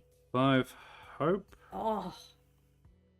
I'm just gonna show you guys what it looks like. If it'll focus. It's very pretty. It's gorgeous. And body. A friend of mine. I wish I could remember what type of snake it is because it's huge. She's a belly dancer and she dances with it sometimes. She's this massive snake. Very friendly. So I pick up 1 hope. 6 hope. Because this could go quite a long. All right. 4 of Cups. They ask for advice, finding a way to keep their head down and contributing in a way that won't put them in danger. What do you tell them? Ooh, tricky. My friend, the snake-wielding belly dancer. She is Australian, yes. Yes. I'm not sure what the snake is. I'm tempted to go find a picture of it now. See if I can work it out. Also pretty sure she has more than one snake. I've met one of them, and that was just a python. And a very friendly one. Liked to cuddle.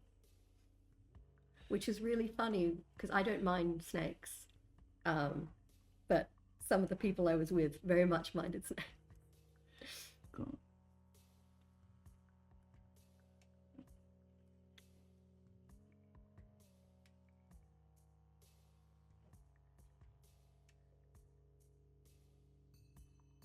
Okay, this is a slightly racy photo, but you can see the big snake really well. And the big one is hers. Oh, that photo. Yeah, that's on Insta. Yeah. So that big one wrapped around the sexy lady is her big one. But she's actually the photographer. Yeah, she took the photo. That's a completely different lady that the snake is wrapped around. So it's kind of a warm grey-brown. He's got reservations, let's say, about the cause. Not the goal.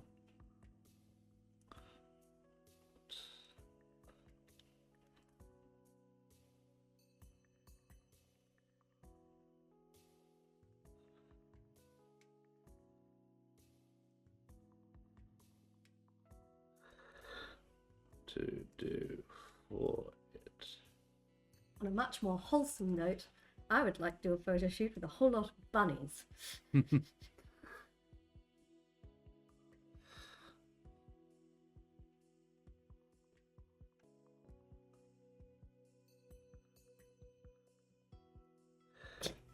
You look up large brown grey snake and you get eastern brown snake, which is extremely venomous, so I don't think that's it.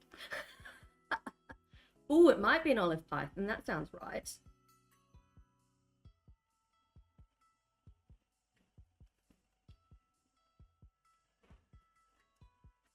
That looks right, actually. And that would be non-venomous, so safe to drape around your average naked lady, assuming it's not hungry. Told him being part of the movement wasn't for him then.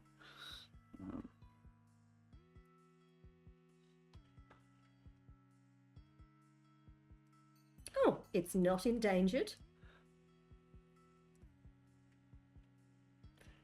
Gets up to 4 meters. It's a fucking huge snake.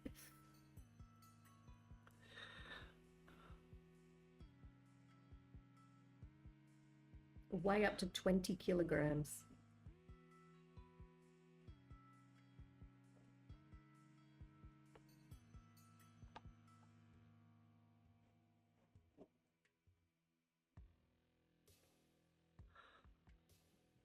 Oh, noted to be friendly, curious, and calm. That's what you want in a snake. Vance came to me today.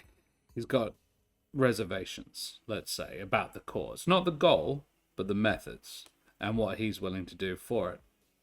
Told him being part of the movement wasn't for him then, essentially.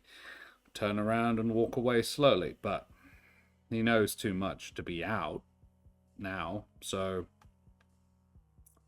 he's in a bit of a pickle. Mm.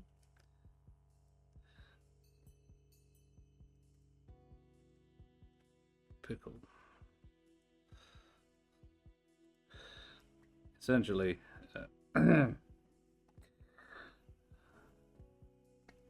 but we still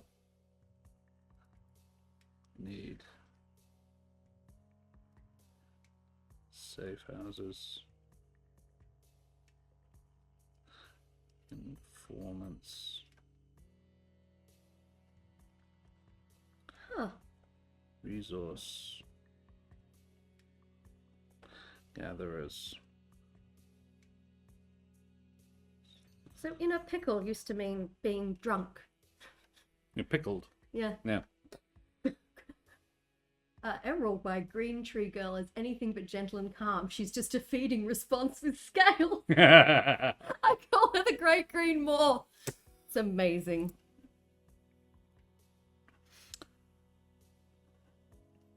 Risk Siri found a lizard, spots. didn't you? Found a stumpy tail lizard. Still. It was not happy to see Siri, but Siri was very happy to see it. Weren't you? Important, though.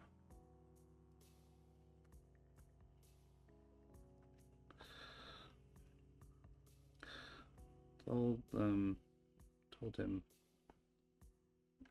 It's interesting, you can see Josh presses much harder when he writes than I do, because his entries are really black and mine aren't at all. Oh, the lizard was fine. We called her away. It just got a bit more attention than it was hoping for. Well, as I recall, there was also 2 white Labradors. Yeah. We had to retrieve all of them. Not ask. But it was doing that thing where it like splays its leg and its mouth is wide open. It's going, and the dogs aren't scared at all because it's a lizard. But it was doing its best to be intimidating. You weren't intimidated, were you, Siri? Which is interesting because you are intimidated by rabbits. Not to make threats. Or is it just Guinea? You're just intimidated by Guinea, and she's a very intimidating rabbit.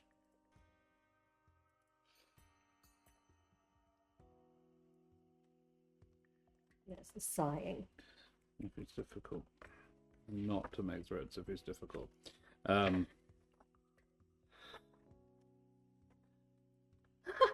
Great Dane Cross Ridgeback would have been terrified. He went and hid when a beetle landed in the yard. Our old dog Ty was very intimidated by Tori.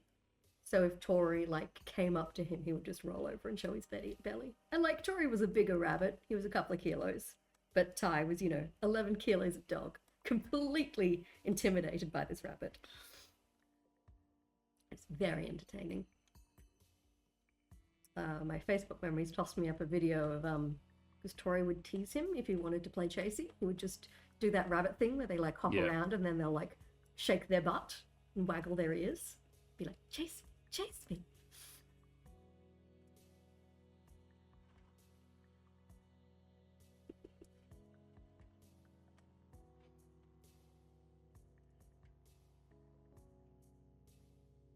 It was extremely adorable. They were very, very adorable. Vance came to me today. He's got reservations, let's say, about the cause. Not the goal, but the methods, and what he's willing to do for it.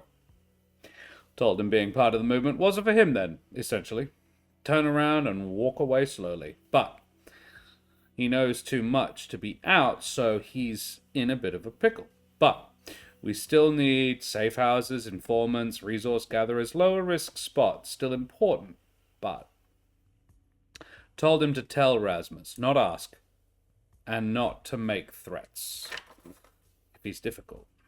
You know plenty and he knows it, but make the threat and he'll act on it. Ever had something similar in your realm? I have foxies, they're lovely people, but their hunting instinct is instant. Have to watch them around any wildlife. Yeah. Whereas Terrace's ridgeback crosses are jellyfish. Their ancestors hunted lions and they just flop around like spineless creatures when they encounter anything slightly intimidating. So,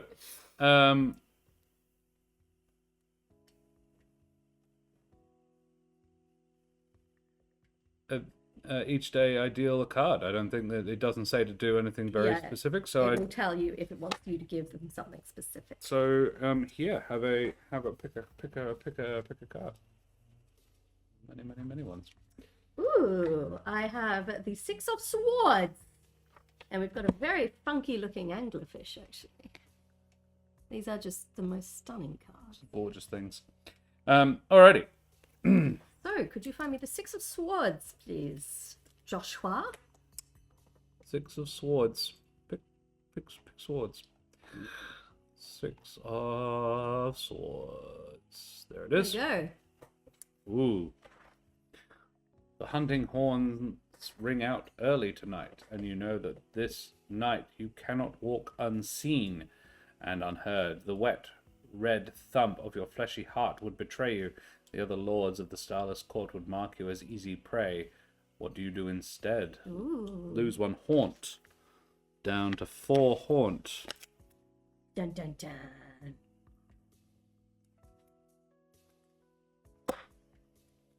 Okay, so I'm trapped inside. Yeah, I feel like I've disabled or one of us has disabled, probably me, the protective wards around my house. Or would they affect me if I'm possessing you? Well, that's the question.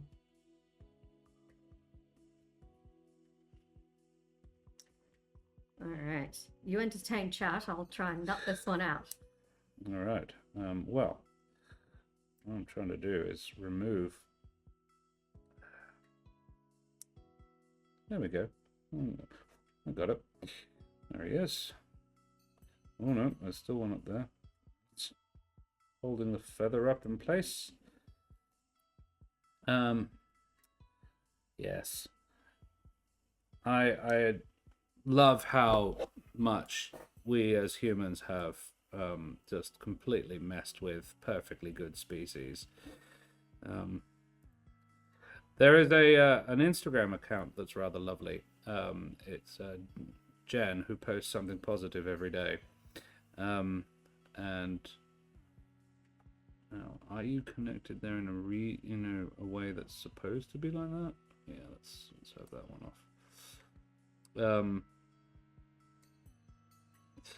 And today's positive story was a seal who kind of like just invaded a community pond, just like I live here now. But as it turns out, it was not a strange seal. It was one that they had been a puppy and had gotten there, and it basically had been rehomed from this community pond, presumably within sort of spitting distance of the ocean. And yeah, I'd come back to visit. And they've now put up a sign saying caution seal crossing. They couldn't, and they bandied together to try and get the seal out, and the seal was like, nah, decent sized pond, not like really a pond, more of a small lake. But yeah, the seal just would not be caught. and returned to the ocean. So eventually they just sort of had to give up. And then the cops called the rescuers at like midnight saying, hey, he's gotten out and he's now in our car park. You want to come get him?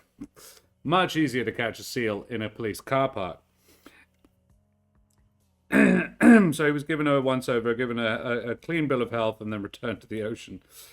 And I'm like, what are you doing to stop the seal coming back again? Because he's demonstrated a propensity to enjoy this particular pond. There we go. There is one elven bard.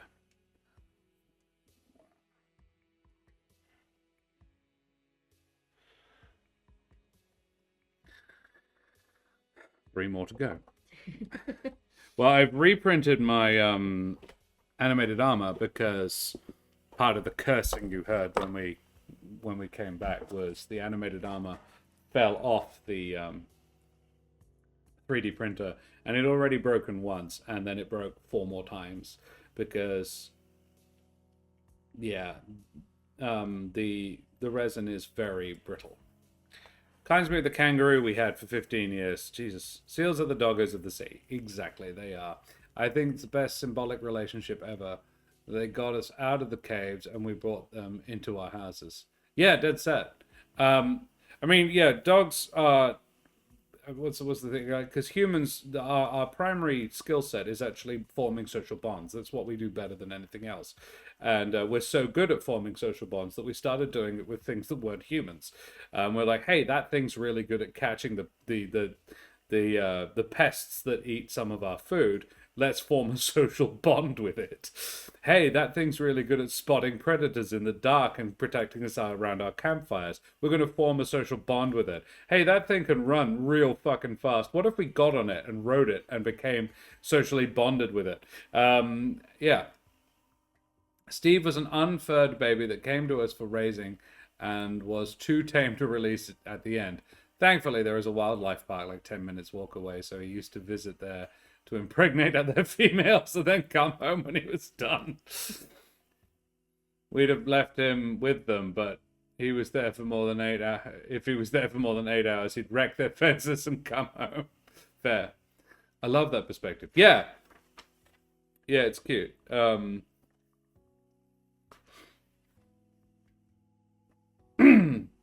Yeah, it's our primary thing. It's what we're the best at. And I adore anthropology. If you look at autism and dyslexia and ADHD, all of these things, they're viewed as they're billed as, they're pitched as disabilities, and to a modern lifestyle, they are. But consider what they would give a hunter-gatherer. And you have a whole other perspective.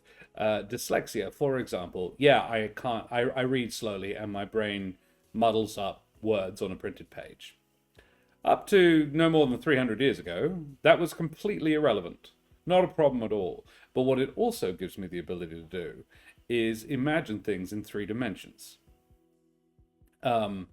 Which I didn't even realize was that much of an interesting special skill. I didn't even know most people couldn't do that. Like, I knew there were people in the world who can't see pictures in their head at all, but I didn't know that everybody who could see the pictures in their head, that most of them were just seeing it in 2D. I'm like, what? How are you? Why? How does, if you can see it in 2D, why can't you do it in 3? And it turns out that's the actual problem, because dyslexics, not only can we see in 3 dimensions, see things in 3 dimensions in our head, we can't not. I can tessellate things in my head really easily, and my brain will just do that looking at letters and words. A P is a B, is a Q is a D. It's the same fucking shape. And there is a font that's perfect for dyslexics because every single shape is different, deliberately so, which is kind of fun.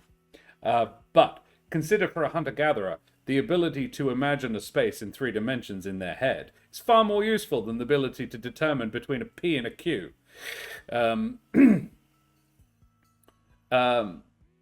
ADHD, attention deficit, being hyper-focused. A hyperfocus is a super useful ability for a gatherer, particularly.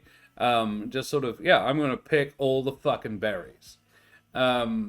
This is my current hyperfocus. Useful. Yeah, you don't become distracted. Sensitivity, hypersensitivity to sound, to particularly high-pitched noises, like predators coming at you. Terrace literally has a prey drive. Yeah, it's you just have to think about it outside of the normal context. And when like I've had a couple of parents who've had their kids, like as a teacher, had a couple of parents with kids who've been diagnosed with one thing or another, come to me and go like, so just so you know, they've been diagnosed with such and such, and you know, it's a bit of a problem and it's a bit rough for them. They're dealing with it very well, but I was just like, I think the problem is entirely the way it's been marketed to them. And the parents go, what do you mean? And they say, well, do you know what you gain from being able to do that? The positives, the upsides. And they're like, well, no, it's a disability. I'm like, it's a challenge, but it can be a handicap, but only if you let it. Can't even use a map, so I'm not a hunter-gatherer. But I can see maths working in my head, so computers are my friends. Yeah, dead set. Yeah, dyslexics really good at angles, really good at estimating distance, really good at spatial awareness. Tetris is my jam.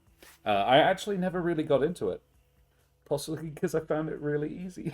I was like, I don't really see the point of this. It's quite satisfying, though. But yeah, packing a car, moving shit. Yeah, I have one student who I just sat down and I said, hey, can you know how they do this, the normies, the ones that don't think like us? And they're like, I know, right? I was like, I know, it's frustrating, but yeah, you just have to sort of learn to live with them. That it's not their fault that they can't do what we can do. And she's like, so this is more like a superpower. I'm like, if you want to think of it like that, I don't know if it's super, but it's a neat thing that you can do that other people can't. It was for the longest. It's mainly why I don't use maps for D&D, and I've only started to of late because I realized that other people couldn't see it in their fucking heads.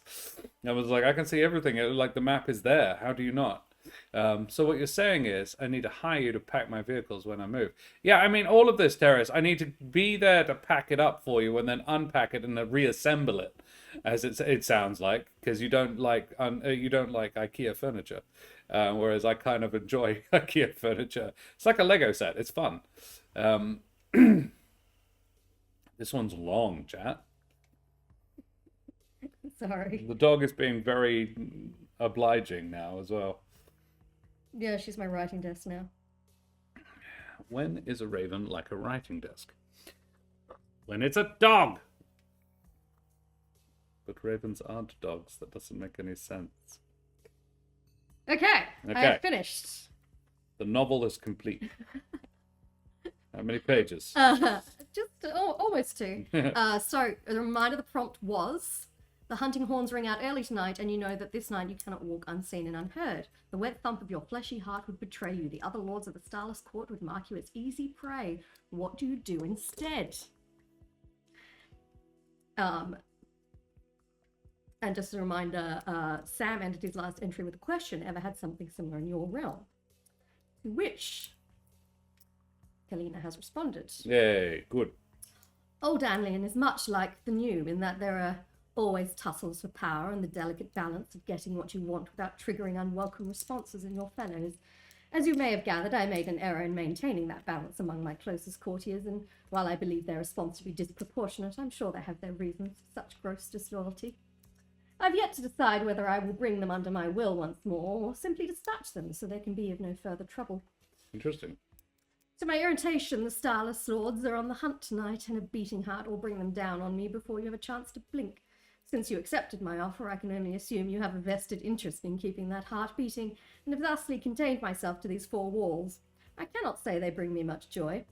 Do new Anlians not seek to create beauty and grandeur in their homes? One might one night was more than sufficient to examine every dreary inch of it. Do not suppose you would be happier with life if you had somewhere less depressing to return to, or at least clean. Some of your possessions are most intriguing, but are difficult to locate. And the writing desk is flying through the air, which is what happens when you're really annoyed with what you're working on, and you just have to throw the whole desk out the window. Hey, Sweet Pea. Cool. So, top of a new page. Yeah, and you get to pick another card. Is it? Oh, Ooh. 3 of Cups, the 1-up. 3 of Cups. It's very cute. They're quackers. These are Australian, West Australian, in fact. I don't think they're native anywhere else, are they? Yeah, they only exist in WA, mostly on Rottnest Island. But there are some on the land as well. You probably know them as the little smiling marsupials Little that everyone boys. gets selfie with. Quokka selfies. About the size of a small dog. Larger than a rabbit. Yes, bigger than a rabbit. Well, probably about this, a bit bigger than Minsk, probably. Yeah. And they tend to sit Probably upright. 6 kilos-ish. They're very smiley. So, and they have basically no fear of humans. So Oh, I love this. You visit your childhood home. How has it changed? What parts of it are exactly the same? What do you find there that you bring back with you? which is interesting given I just dissed your house. Yeah. Which I've decided is cluttered and dirty. Um, But hey, I did say some of your possessions were intriguing. yeah. Okay. It's funny because being a writer, you spend a lot of time on your own making up random shit. So it's always quite refreshing when you get to write collaboratively with someone. Because you actually have like another person to have ideas and bounce things off. It's very interesting. Yeah, assuming that you get on well with the person. Doing it with someone you don't like and don't get along with, I imagine, would be something of a trial. But fortunately, most of the times I've had to do collaborative writing, I've quite enjoyed the experience. I'd love to do something with Rachel, actually. I think me and Rachel would be a good team.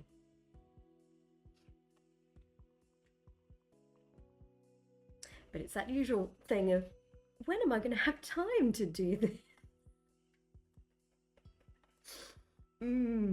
Time. This is why I need to win the lotto, so I can be a full-time creative. And pay someone to decide what I'm going to eat for every meal, because that sucks. Not the cooking so much as the decisions. Like she makes so many. Ooh. Terrace loves collaborative writing enough that is in the process of setting up a forum-based role-playing game that is just 100% story-driven. I also enjoyed those things where you kind of had to write a bit and then you would like cover most of it up and then the next person had to write the next bit. Those were always entertaining. Although there's always one person who just has to put the most outrageous shit down just to see what people will do with it. Which, you know, can be fun, but also sometimes if you work with people, you get something better. Raymond Feist was good, but when he did the Collab Empire series, it was next level. Ooh, I haven't read any Raymond Feist. Fantasy? I think so, yes. Raymond E. Feist, yes. I think there's some on the shelves. Yeah. Yes, particularly if you can find someone to write with who balances out your little proclivities. I love starting sentences with well, comma. Which was a joke when me and Jess were working on Papa Erotica. She'd go through and just cross out all the times I had said well, comma. I've also realized I love the term of phrase, I know, right? If you read my longer writing, someone is almost certainly going to say, I know, right? Oh, Stephen King did one with his kids called Sleeping Beauties. That would be a hell of a cool thing to do, would be to write something with your parent. Particularly if, your parents are famous writer. Sadly, as far as I know, I have no relation to the celebrated novelist Bernard Schlink, other than the surname. Because one of his kids has written quite a lot. Is that Owen? Your breath is foul. Don't lick my face. Oh, gosh. What have we been feeding her? Stinky chops. Yes. Owen is a writer, but Joe Hill is the one that is prolific. Cool. Man, it must be pressure being the son of Stephen King. It's like, I'm going to be a writer just like my dad. Your dad, Stephen King? Yes. Not just like him. Probably not quite as prolific. Stephen King is fucking... I don't know how he writes that much. But I imagine it's a... I'm just like, are you just not crippled by self-doubt all the time? Is that how you write so much? Joe Hill rather than Joe King, yeah. Mind you, King is a reasonably generic name, so you wouldn't automatically, unless you slap it in your bio, Joe King, son of celebrated horror author Stephen King.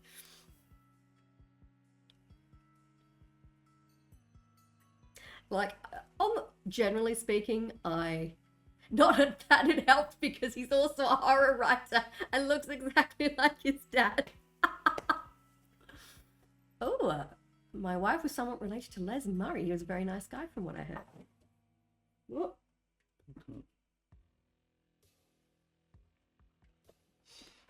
Like, my only tiny sympathy for Nepo babies, because generally I think Nepo baby is going to be fine. My tiny sympathy is that if they, like me, have a certain level of anxiety and self-doubt, I mean, particularly if, like, your parent was, like, particularly acclaimed, like, being Meryl Streep's daughter and wanting to be an actress, like, no pressure, right? She's only considered one of the greatest actresses of all time, and you've got to follow that. Like, you almost want to be the Nepo baby of a slightly less successful person. The less stressed.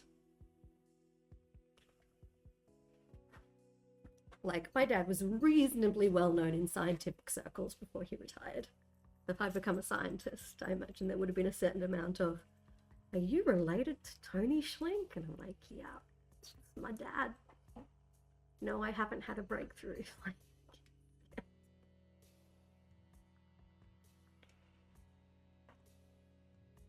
But then I imagine you also get that assumption of competency early on where they're like, oh, well, your mum's Meryl Streep, so you must know something.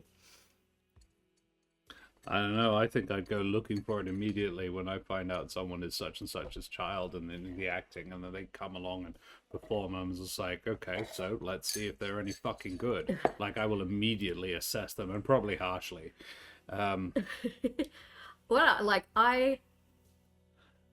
Yeah, Avis. Nepo people in Hollywood do seem to alternate to movies and music, yeah.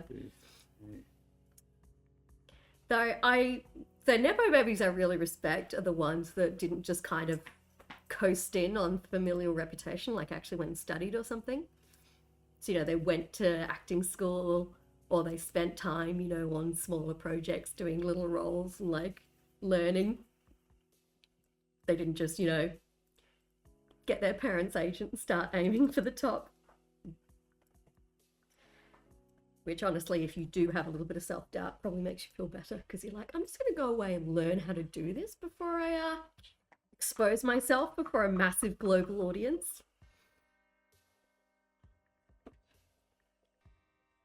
That being said, there have been more than one point in my life where I've been like, God, I wish my parents were big in the arts industry so they could just kind of open a door or two for me. I was offered it, but my nepotism would have seen me into the merchant navy, Just a different vibe, or the oil and gas industry, neither of which I can really square with my morals. So yeah, I could have gone into classical music or science, and I wasn't interested in it. Well, I was quite interested in science, but not enough. Chad, I need a name for a building. Ooh. That could be either an orphanage or a cannery, as in a place that packages meat in cans. Who's Bill Paxton's kid? Though it's always funny when you stumble across a really talented actor and then you find out they're so-and-so's son, and you're like, oh! Huh. One of Terrence's cousins is Jordan Thompson, the tennis player. Huh. James Paxton. Is What's Bill he done? Paxton's son? Well, yes, that sounds about right. He studied journalism, but then went into the film industry, starting as a production assistant. Huh. So there you go. He slummed it. Canophytarium. Is that how you want it pronounced? Canophytarium? Canophytarium. Teruim? Rubin?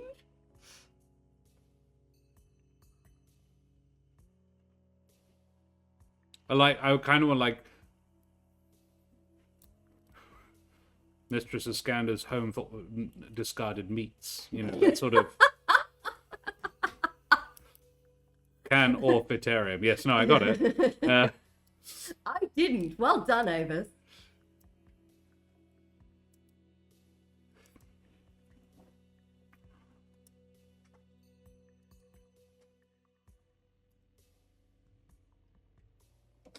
Oh yeah, it's like James Paxton played a younger version of his father's character, John Garrett, in Agents of S.H.I.E.L.D. What was the TV show you wrote where they cast What's-His-Face's son to play the younger version of him? That I wrote? No, it was it was a Godzilla TV series. I didn't write it. You mean No. watched? Watched it. You said you wrote. Sorry, no, you didn't write it. Sorry, Josh has not written a Godzilla TV show. I was just like, when did I do this? Why are we not living in where? Monarch, that's Monarch, yeah. Because they had a past story and a present story, and Kurt Russell was in the present story, and his son, Wyatt Russell, played the younger version of his character. And it was solid. And he looks a lot like him. So... Yeah, it was a really good casting choice, and the guy actually, it was like, Wyatt Russell is a decent actor. Yeah. Not an amazing actor, but neither is Kurt Russell.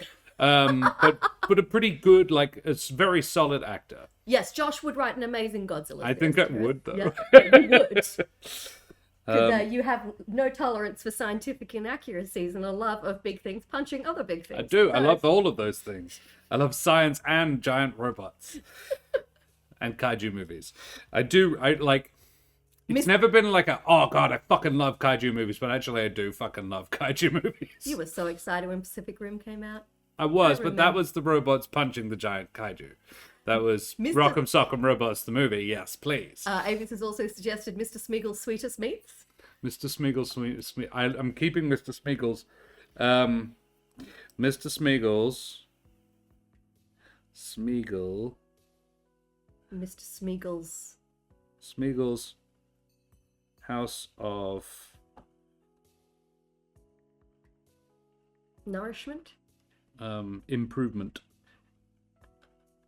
Yeah, actually, where I do approve of Nepo babies is when they are actually decently talented and they get cast to play younger versions of their parents, because that works on multiple levels and is kind of fun. But not when they don't look like them. They have to look like them.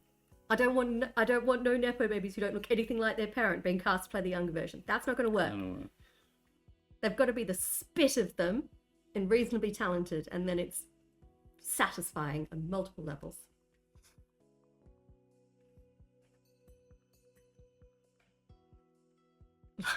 Like Reese Witherspoon's daughter looks exactly like her. It's scary. Smeagol's green is people.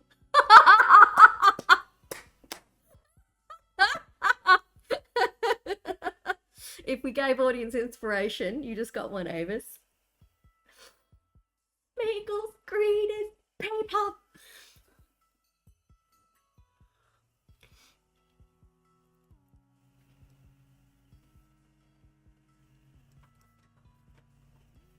I'm trying to think of Nepo babies who look exactly like their parents now.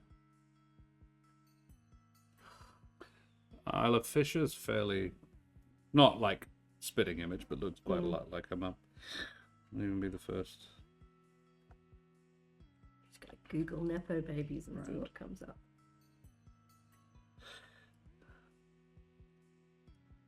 What else I got? So, visit childhood home. How has it changed?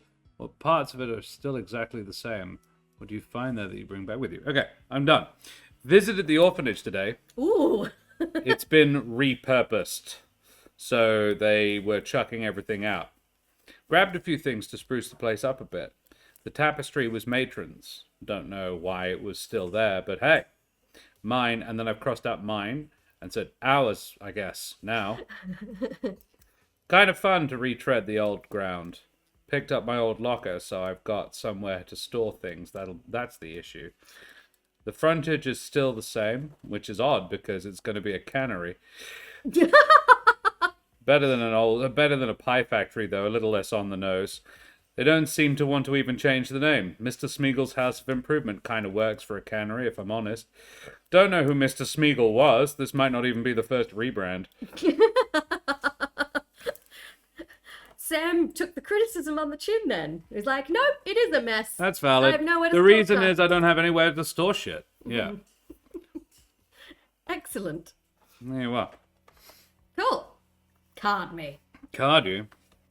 Well, And I add another hope. I need to add another hope. yes. +1 hope. Up to 5 hope. How many hopes do we need to win? I don't think you win. I don't think it's that kind of game. Well, eventually you're going to die. I'm merely prolonging your inevitable fate. Yeah. I think I'd die when you run out of haunt, maybe. I think if you get to 0 body, you die. Yeah, that would seem to be about right. So I'm up to 7 hope now. Actually, should we just quickly go find out what? Oh well, we're gonna draw yours, Yeah, and then you go find and then out. I'll go and find out how you actually end the game. Because the Jenga tower can't fall over if there isn't one. Yeah. I love the random. You're picking a random card when we don't know what any of the prompts are anyway, so it's essentially irrelevant. I got the Queen of Pentacles. Queen of Pentacles. I nearly said Pentacles and then realized that was incorrect. Pentacles is a Greek Who is tragic a llama Greek or an hero. alpaca? I don't actually know how to tell the difference. Queen of Pentacles. Llama or alpaca? That's me. Someone more knowledgeable than me, tell me. Is she? Llama is my guess. Yay, I'm a llama again! Hello, Alexander Nord. Nice. Welcome on! We are 2-person journaling. That is the llama and or alpaca. The Queen of Pentacles. One of the other lodgers in your tenement has been leaving things outside your door. Food, flowers, smuggled delicacies. Who do you suspect it is, and why do you think they are doing this? It's the Mortal playbook. Mine. Drew the wrong deck. Ah, I'm an idiot. I'll keep it. Don't worry. Yeah, Pentacles is meant to be in my It's me. deck. It's me. I picked up your deck. I'm sorry. Right. Yeah. You fool! Good though. Definitely keeping that. Basically, if it was a llama, it would have straighter fur. Oh. Well, it's probably an alpaca then. No, it does look like a llama. That's straight. I got the Ten of Swords. Ten of Swords. And I can tell what that is. It's a starfish. Yeah, yeah. So, Ten of Swords. Tonight is one of the few night festivals that the mortals throw every year, parading through the city with as much steel bright as they can find. What does the festival look like through mortal eyes? Though the steel bright still hurts to be near, you are reflected notably less than the other lords of the Starless Court, who are more or less forced to give ground during these nights. Lose one haunt or one body. Do you find a way to take advantage of this circumstance? I think that would depend on what you do. Well, shall I write it? And then we will decide Yeah, which one. I think so. So, once you discover, and do you need the thing No, again? that's fine. Discover a new journal entry written by the other player. Read it carefully. You will find the narrative of recent events and current values for your shared stats, as well as a tarot card associated with one of your prompts. Read the indicated prompt, follow its instructions, respond to the other player by writing a journal entry of your own. Some prompts may ask you to make a choice that might require you to increase or decrease stats, deal specific cards, add cards to the deck, or other things. Although you are highly encouraged to write about the events you have just encountered and how you feel about them in character, you're never required to write explicitly about the mechanical choices you have made. You are allowed to encouraged to add more events, add characters, and setting detail than what is given in the prompts. The content of the prompt may be only one of several exciting occurrences in the entry. Feel free to draw inspiration from the imagery of your tarot cards or the developing consequences of various events. As you play, a pattern of what you enjoy discussing will emerge in your journal entries. Don't feel obliged to fight it. When you are done writing your entry, end it with a line reflecting the updated values of your stats. Place the card you were given to a communal discard pile and follow the instructions in your playbook to leave a single card for the other player in the prompt in their next entry. You may wish to write private notes in your as well. Your collective stats are hope, haunt, and body. Negotiate. There is a torn page here in the main document, then write an entry in a separate document. Interesting. I'm going to go back to the Mortal playbook because I feel like that will contain how we die.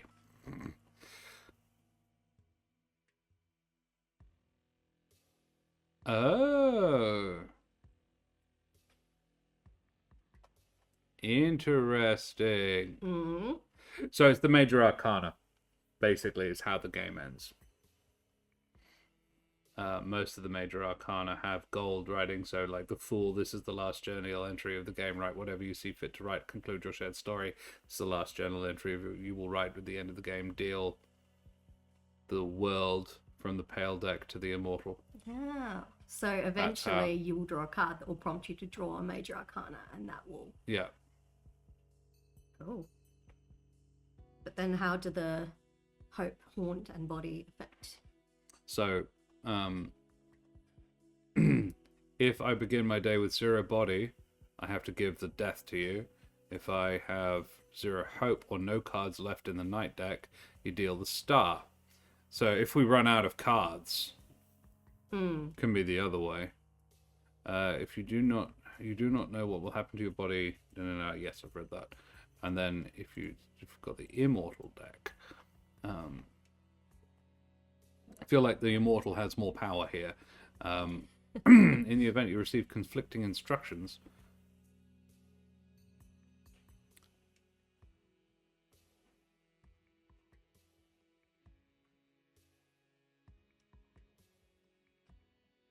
you may freely... Oh, wow. Oh, that's rough. Can't move. Stuck on a cat. It's a piercing, a serious one for sure. Pentacles was the Greek guy who invented... Pentacles as the Greek guy who invented the number 5. So it's not just one piercing, it's 5 in a very sensitive area. Yeah. Hey, Alexander Nord, how are you? Too woolly to be a llama, so alpaca. Yeah, that was my thinking. Okay.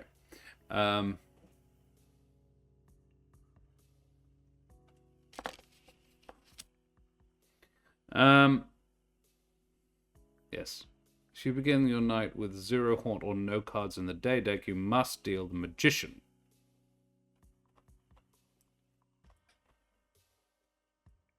While you're in the mortal's body, the effect of the city's mortal made wards on you is dulled. You are able to enter and exit buildings with black quartz built into their foundations without much trouble.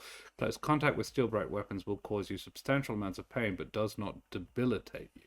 As far as you know, there is no direct path of revenge or vengeance, whatever form it takes. Will need to be something that you can shape and decide for yourself before you can even begin to look for opportunities to enact it. You do not know whether your usurpers know that you still live, or, for that matter, whether your current state was what they planned all along. The mortal's body is severely injured and actively trying to fight your presence within it. You must use your power to keep it functional and stay inhabited. Lose 1 haunt or body each night while you remain in the body, in addition to any other stat changes from prompts. Okay, so we need to lose... You've lost 2 so far, I think, and tonight is the 3rd. That's why we should read all the rules.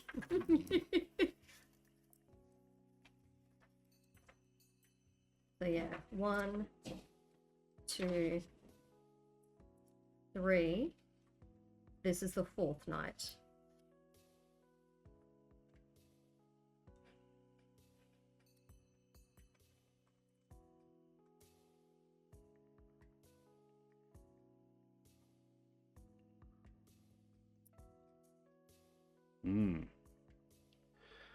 Wonder what she's gonna give me.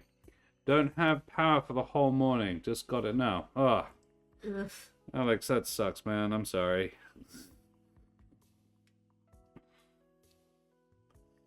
How are things on your side of the globe? Or do I not want to know? You're not in any way obligated to tell us if you don't feel like you want to, mate. Just know that you are cared about and loved here.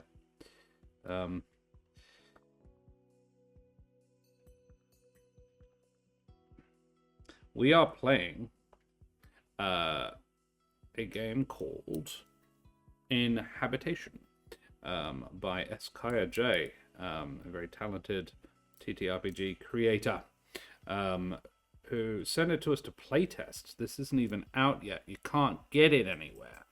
So we're rather special and very, very fortunate to have gotten a look at it. And rather honored.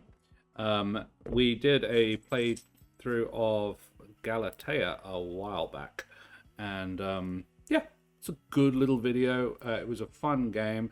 We really need to, we haven't gotten around to actually playing the characters we created, because it's an excellent character creation system for a Warforged, which is what we created. We created a pair of Warforged, except that they were just sentient robots, but we decided we could absolutely play them as Warforged, called Sigma and Cricket. Cricket was, yes, the crowning creation of of his creator's work life, and Sigma was his creation, was Cricket's. Yes, very glad you got power back. Exactly.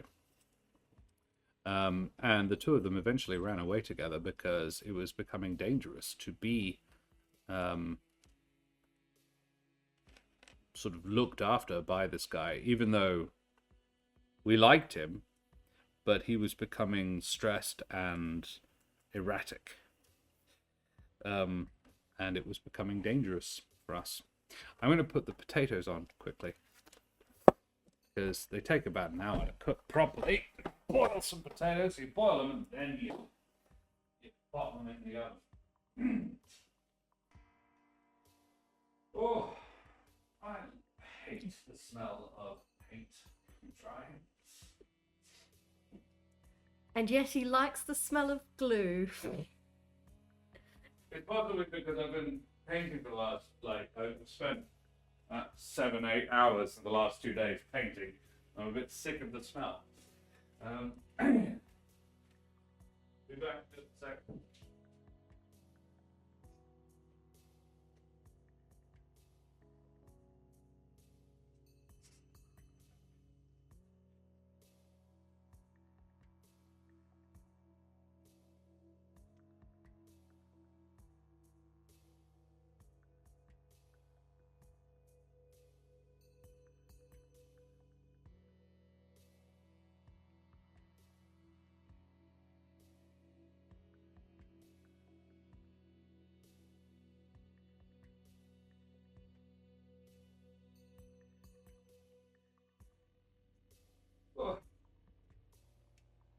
Oh, Siri. Oh, baby. Hi. Can I get you anything like that? I could use some more beverage. Small beverage.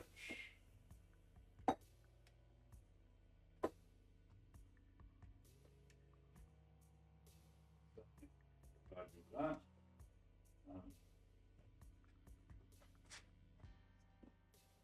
I'll bring it to you in your official Corsair's Code goblet. Yeah.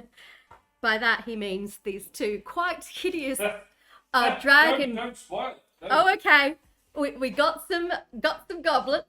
They are Christmas in July was very interesting.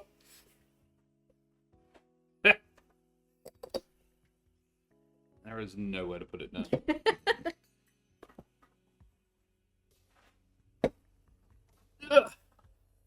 All right.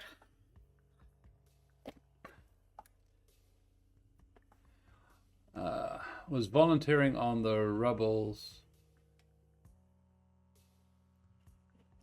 Considering boil, then toss butter, garlic, and herbs and serve with toasted cheese. Alexander Nord was volunteering on the rubbles of the children's hospital destroyed by the Russians a week ago. Kinda sucks, but the thoughts about the upcoming D&D session keep me afloat. I'm glad to hear it. Much love to you. Do you mean like a toasted cheese sandwich? I've never had a side with that. A toasted cheese sandwich. I am making jacket potatoes. It's the English term for them, but basically just you boil them first, and then you pop them in the oven, coated in. I coat them in oil, and the skin goes a gorgeous crispy brown, and then I fry up some frankfurters, cut down into little chunks, frankfurters and onion. If I've got any bacon, throw in that as well. And then, yes, you serve covered in baked beans. And if you've got any corn and baked beans go really well. Like, just boil the corn in the baked beans. And then, yeah, top the jacket potato with frankfurter sausage, onion. If you've got mushrooms, Karen will like it, so I don't do it. But mushroom, onion, and frankfurters, and then baked beans, and then a lot of cheese. That shit is the bomb. Josh, I'm coming over for dinner. Yes, also send love from Australia. There is lots of love coming at you from Australia, Alex. I'll bring the apple pie. Yeah. Yes. It's old family recipe. Much love. My brother-in-law lost a bet and had to make apple pie, and it was actually really good. Solid. Yeah. This is our beautiful Christmas in July Corsair's Cove official goblets. This one's even in the Corsair's Cove colours, actually. Yeah. Cheers. Cheers. Lovingly hand-painted by someone. The game is you spend $20 at an op shop, a charity store. And then at the end you can gifted. You can steal other people's presents or trade. So I traded 2 puzzles for 2 goblets. mystery presents as well. Okay. So my next entry, the prompt was there was a festival at night. Dragon. Mine are very long-winded, I'm sorry. The design's nice, the paint jobs. Could be better. It is a pleasing tapestry, I must say, although I am unfamiliar with the story portrayed. I had half a mind to go see the orphanage for myself, but with so much hustle and bustle from the night festival, I was quite distracted. I was concerned at so much steel bride, but it bothers me much less in this mortal form. It is odd seeing mortals at night with so little fear and such abundant joy. I am getting a greater sense of where new and old alien intersect, and have high hopes of finding suitable locations where my former allies are likely to emerge. Not tonight, though. The still bright will keep them to their side, allowing me to navigate the shadows with little fear of discovery. Touching Steelbright myself remains impossible, but I am confident that some ingenious idea will present itself. Would you be open to assisting with some kind of trap should the opportunity arise? Also, if your arm is bothering you more than usual, the radiation has been concentrating there. I am doing my best to disperse it and minimize the damage.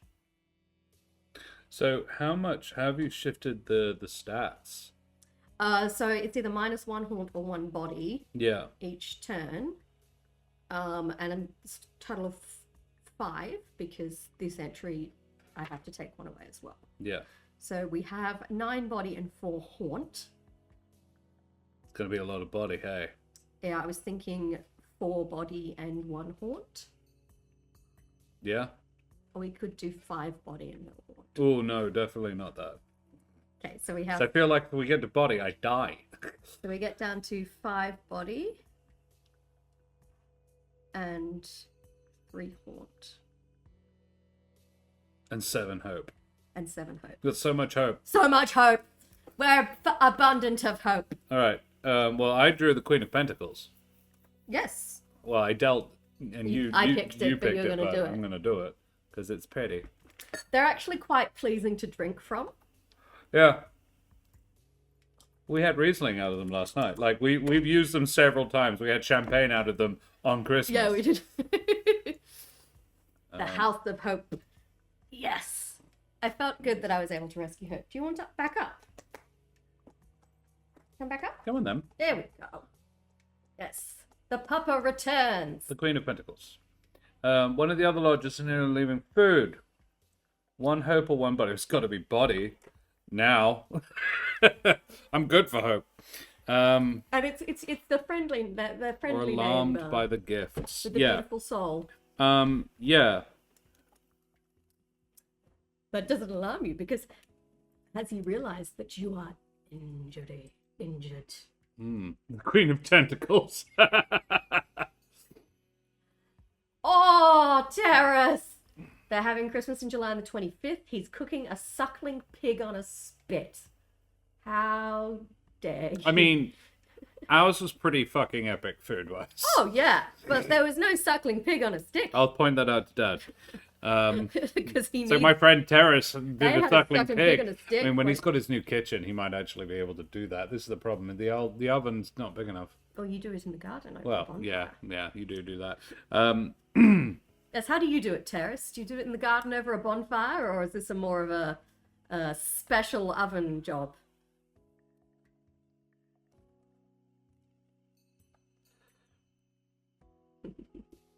Yeah, Siri's at the bottom of my head. Oh, he has a fire pit. There we go. Yeah. Siri, look at it.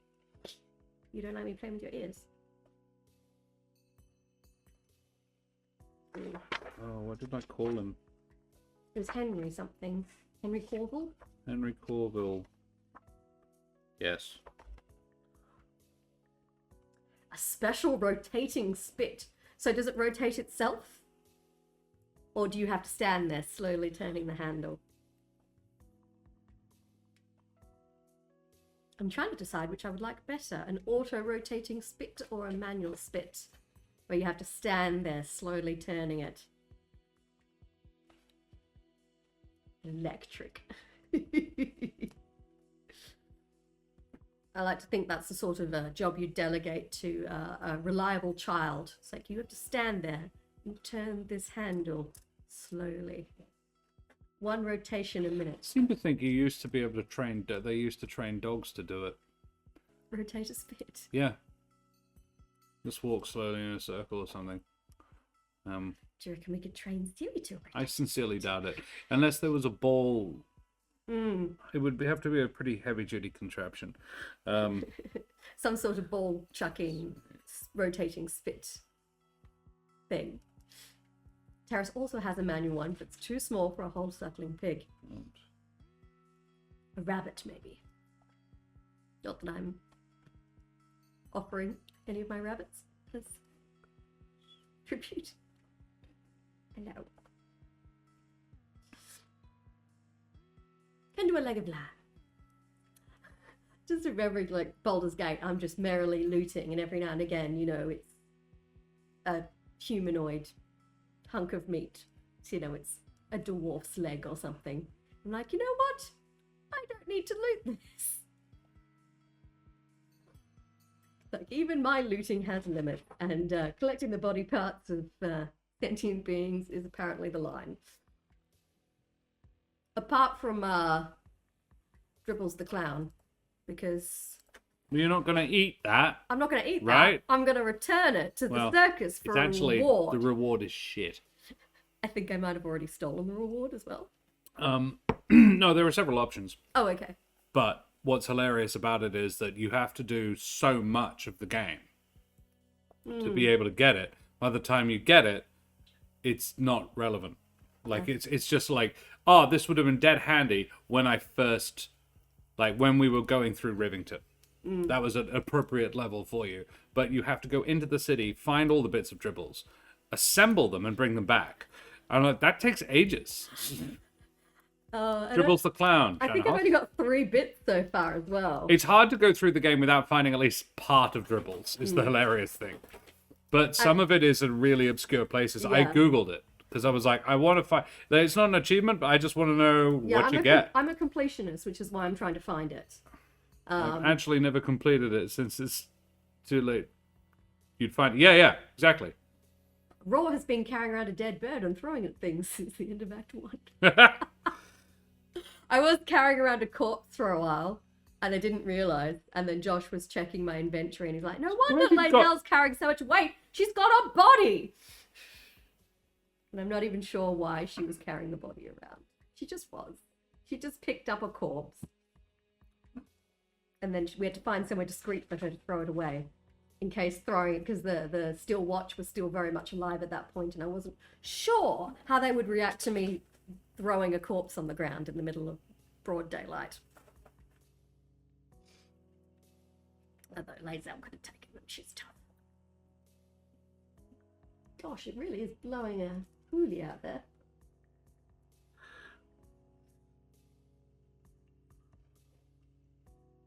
I want to pick up the dead goblin in the ship at the very beginning and carry it from the beginning of the game till the end. Oh, see, now I'm just thinking, is that there's got to be some masochist who's decided to do the whole game without any special weapons or anything. So they're still using a regular sword. You heard what GM Workshop did. Yeah? Played the entire thing without long resting. Oof. I couldn't handle the whining. They get very bitchy if you don't let them I sleep. said, how the fuck do you do that? Everyone ran out of spell slots. He was like, oh no, I switched everybody. They're all fighters or barbarians. It's like an oops, all fighters, barbarians, and rogues. I do want to do an oops or Ethelred's run. What do you all just like go full Oh, yeah. Terrace, just throw a dead goblin at people. Yeah. Honestly, some of the most fun I've had in Baldur's Gate was Karlach and Lae'zel using members of the Sharan Temple to knock other members of the Sharan Temple back into the blast zone of my explosion. Oh yeah, that. Yeah. That was very funny. They kept coming up the stairs. Just kept They yeeting threw them them back. down into other people. Rackham does crazy runs. Yeah, I'm not shocked by that. I imagine there's been several ill-advised runs, shall we say. Well, he managed it. And he was just like, yeah. Run out of rages and stuff. They don't reload on a short rest, do they?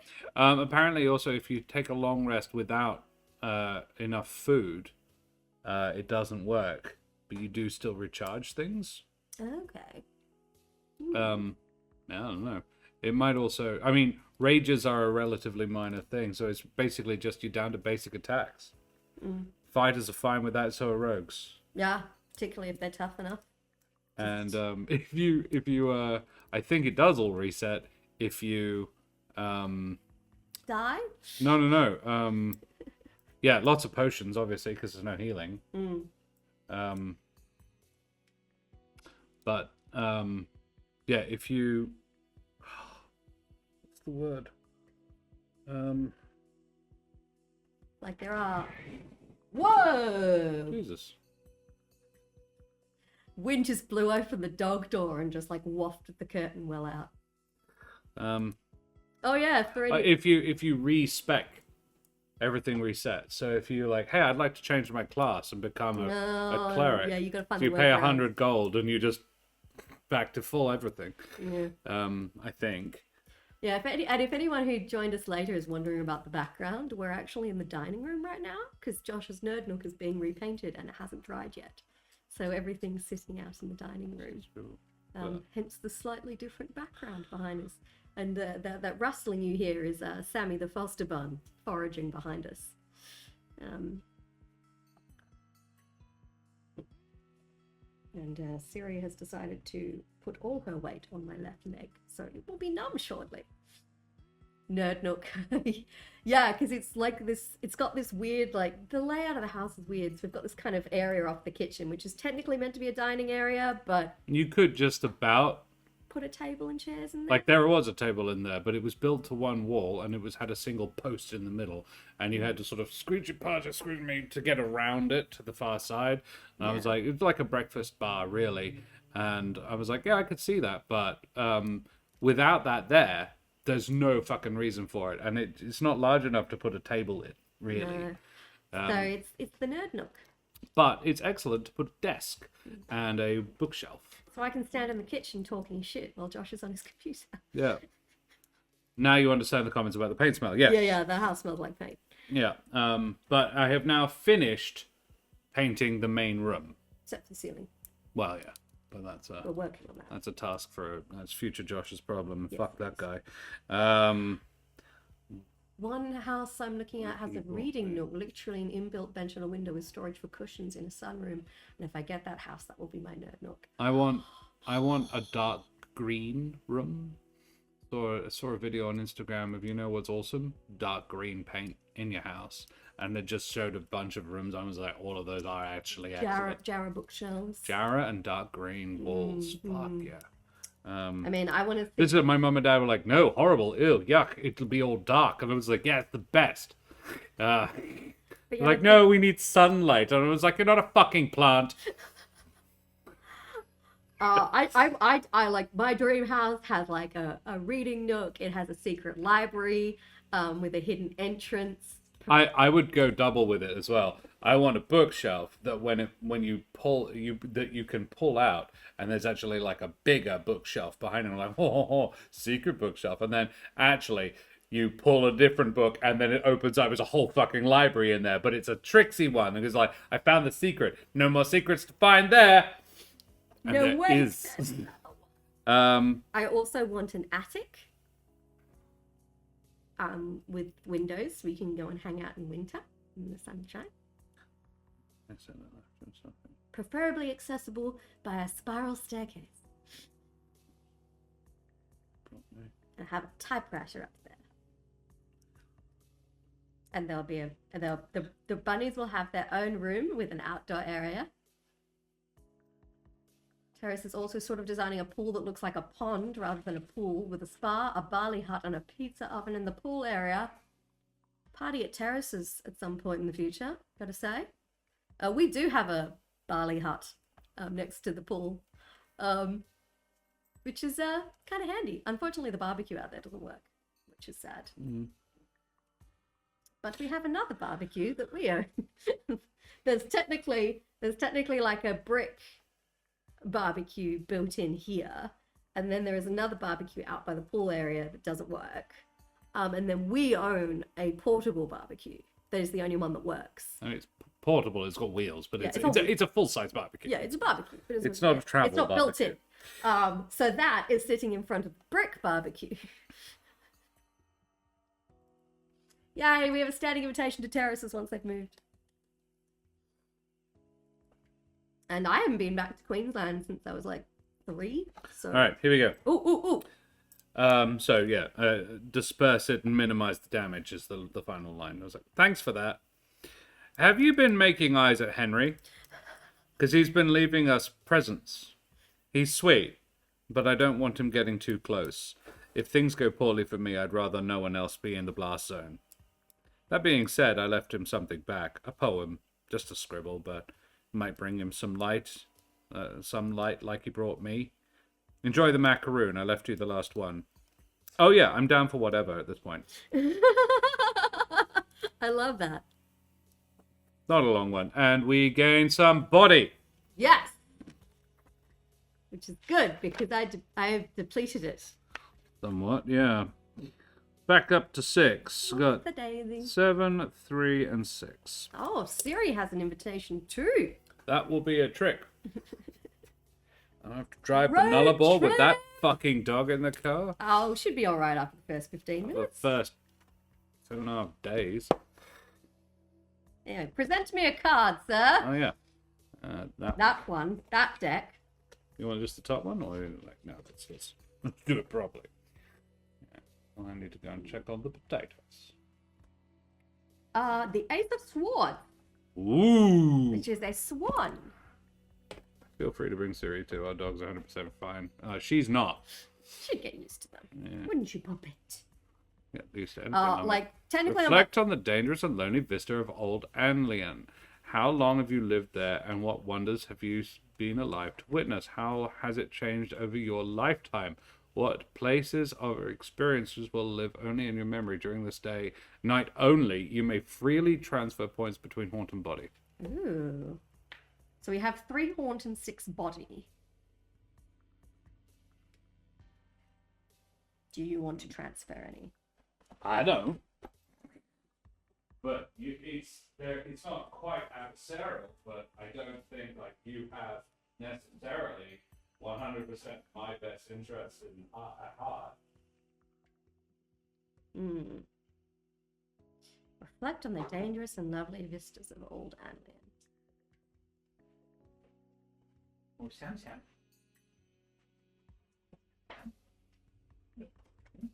Oh. Oh, and there goes the theory. Hey, I can feel my leg again. Yay! Hi. What's Sam? Hello. Seriously, like, oh my god, I want the rabbit. You were close before. Leave him be. And there he goes. There he goes. Hey, Sam. Just the butt. The little cottontail. He looks so much like a wild rabbit. He must be part wild rabbit. If you pee on me again. 3 strikes.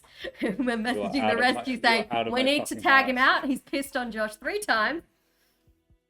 What you doing? What you doing up there? Hey? I am looking around. Yes, we still have this one. Yeah. He's still hanging around. I thought we were only looking after him for a couple of weeks until I misunderstood. Until they until his new home was ready for him. But it turns out no. That was not the case. Like, he's lovely. Apart He's a from very peeing. handsome boy. Mm. He's Loves the not head rub. particularly friendly. He'll sit there forever if you rub his ears.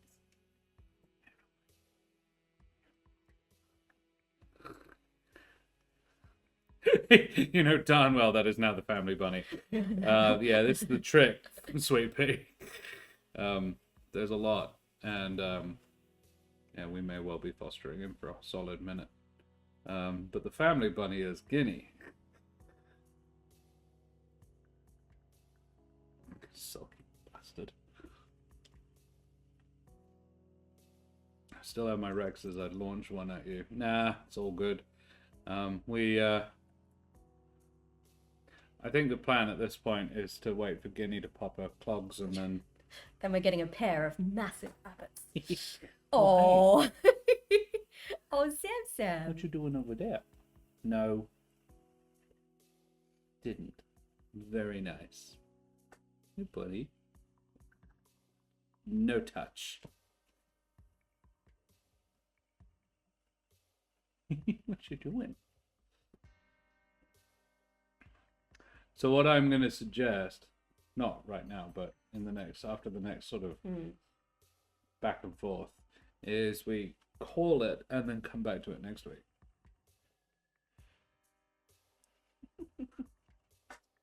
It's kind of like a travel pillow, Yeah. but a rabbit one at the moment. Friend?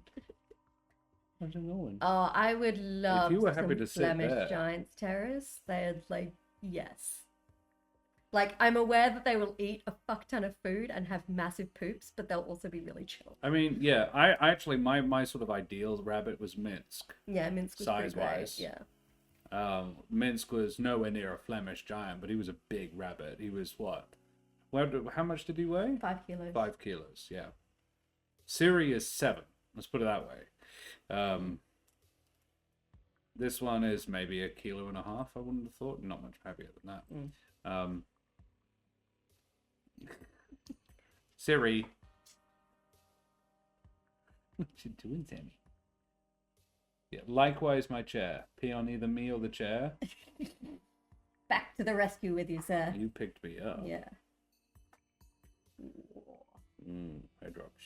Yeah.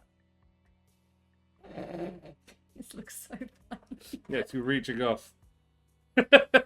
I'm reaching off one side and my hand comes in the other side to pat the rabbit's ear. Yes, it goes all the way around. Yeah, I've got very long arms.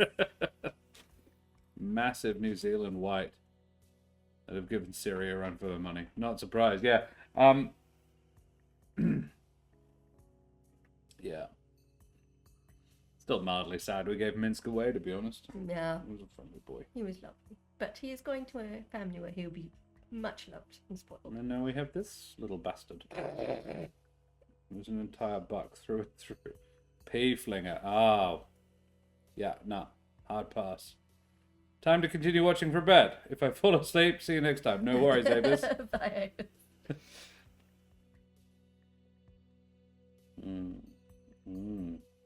Some chompins. So rabbits don't purr, for those who've never interacted with them specifically, but not hardly surprising, but they do chatter their teeth together when they're enjoying something. There's a sort of noise. They do the tooth click, exactly, Terrace.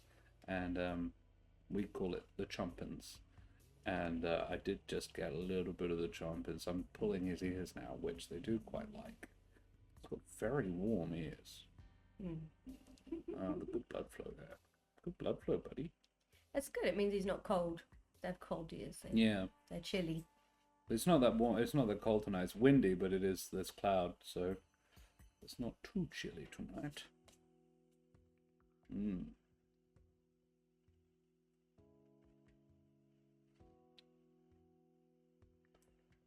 Queequeg the Angora. Oh, solid name. Queequeg. This one is molting something fierce as well. My shoulder.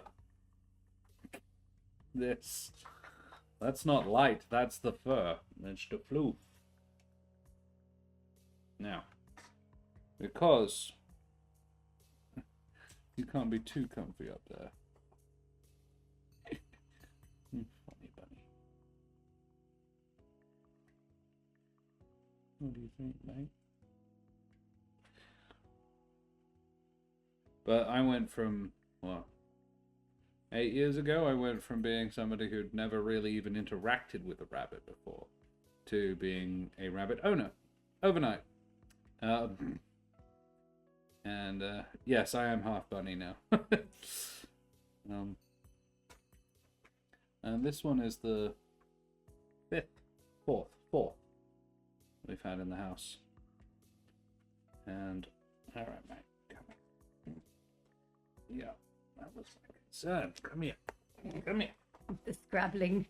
Yeah, I know. It's like, I'm done with being loved. Put me down, sir. Put me down. Also, no. Dumping. So angry. Shush. Enough of that.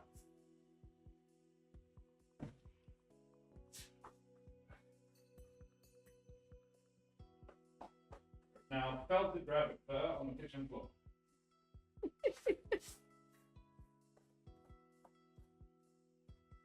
Rather than on my favorite t-shirt. Right. Wouldn't be without them. That's me with rats. I was terrified of them until I was 16, then had to rescue 9 from a friend's father because her 2 rats had babies, and he was going to do something terrible to them. No, I wouldn't be without them. Yeah.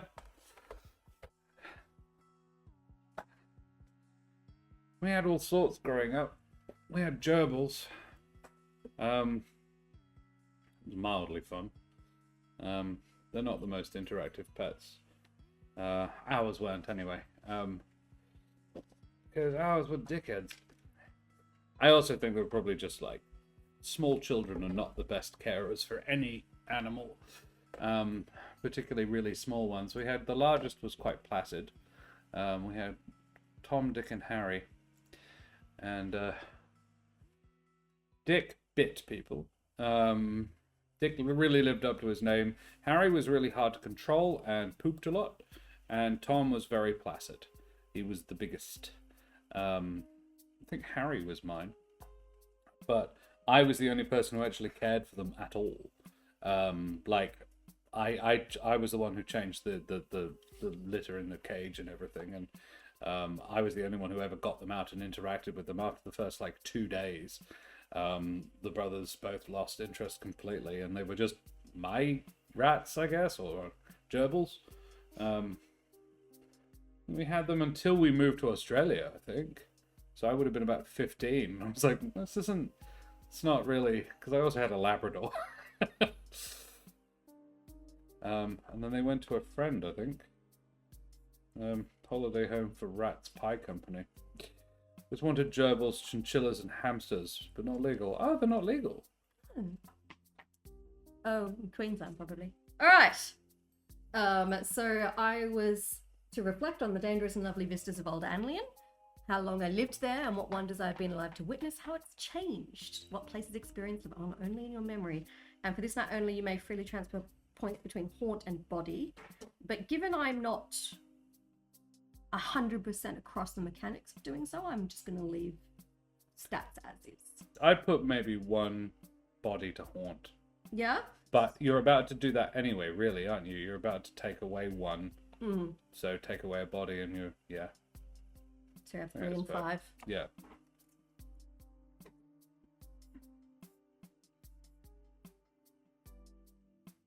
Cool. No, they aren't legal here.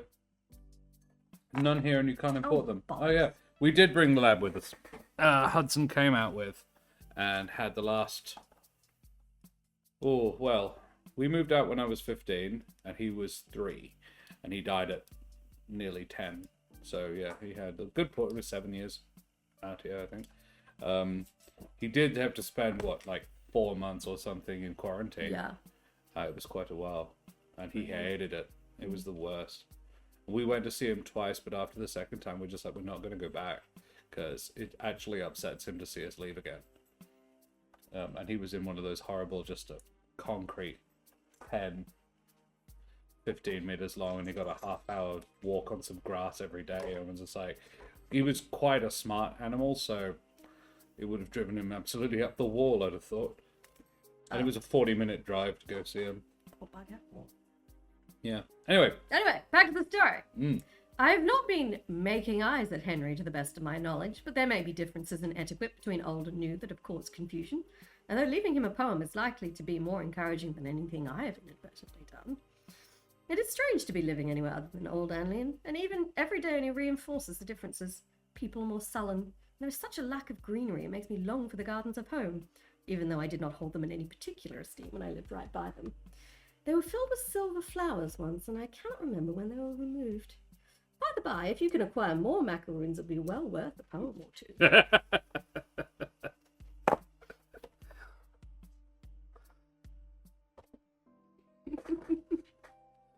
all right. All right. Should this be the last one? I think this will be the last one because it's getting on a bit. It is getting on a bit, and my neck is very stiff today. Fair. And I don't know why. No doubt I slept with it on a funny angle or inadvertently, turned my head too quickly or something benign like that. You picked two. Yeah, have the the 4 of Pentacles. The 4 of Pentacles. 4 of Pentacles. 4 Pentacles, there. There is something you always said you wanted to get around to doing before you died, but you never seemed to have the time or money for it. Is it still possible to do it now? Ooh. That's exactly what I'm going to do. So, I completely understand why people find Australia's kind of quarantine and attitude towards importing strange animals. I completely understand why people would be frustrated by it, but I also completely understand why it exists. So yes, there's no way they would let you import chinchillas. I'd be too worried about them escaping and running wild across the Sahara Desert. Sorry, Kalahari Desert. I forgot what desert we had. Yes, we have far too many cute marsupials of our own to import any others. Mammals, sorry, not marsupials. Mammals. I don't like a desert mouse that has like a little fluffy pom-pom on its tail. I'm trying to remember that one. The trouble is, most of them you're not even allowed to keep as pets because they're native animals. Most native animals you're not allowed to keep as pets. But you also can't import the foreign equivalent to keep as a pet either. Spinifex hopping mouse. That sounds right, Terrace. You would be the person to know as well. He's got some.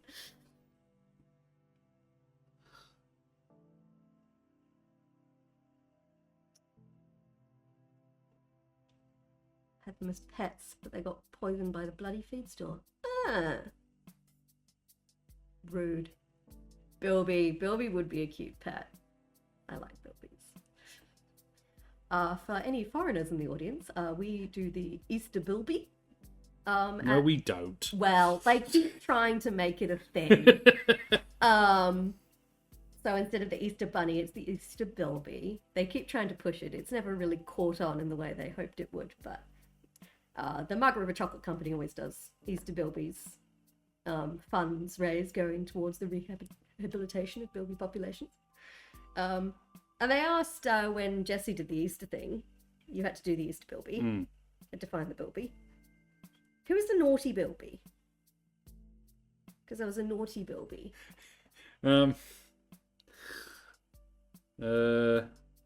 Barry. Barry the Bilby. Was it Barry the Bilby?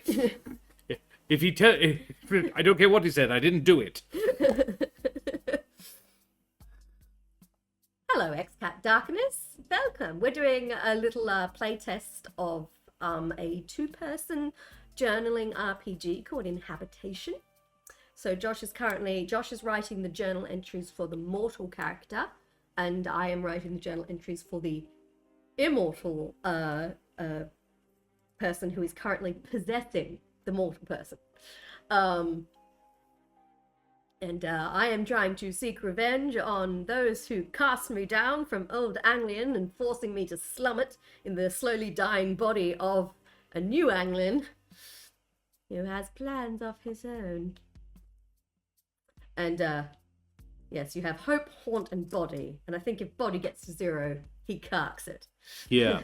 There are several end conditions. I still don't know how to get to most of the major arcana. That is what I am confused about. Unless it's through... Yeah, some of them say, like this one says... Oh, yes. Oh, okay. Yeah, this is the thing, because I've deliberately not read all the prompts. Yeah. Yes, no, they all do. Yeah. Okay, cool. So that's how you do it. Yeah, eventually they move them around. And there was one that told you to give a specific... And I believe if you get to 0 on any of the stats, yes, you have to... There are cards that are triggered as well. It's 3 hope or 3 body. Jeez, that's big. Justice, gain a haunt. Yeah. But it could go on a while, depending on how you went about it. It's very cool.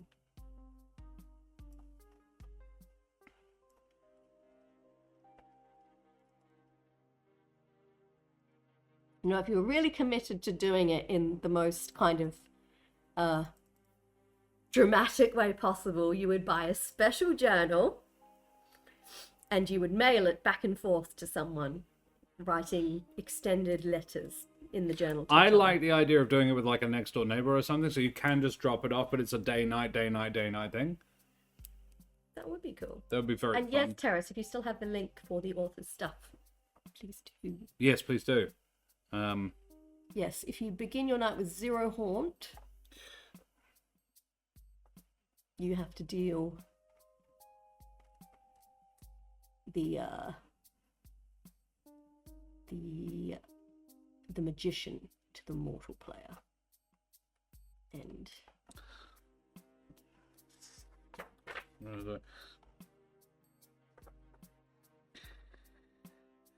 yes, if you begin with 0 hope, you must deal the star.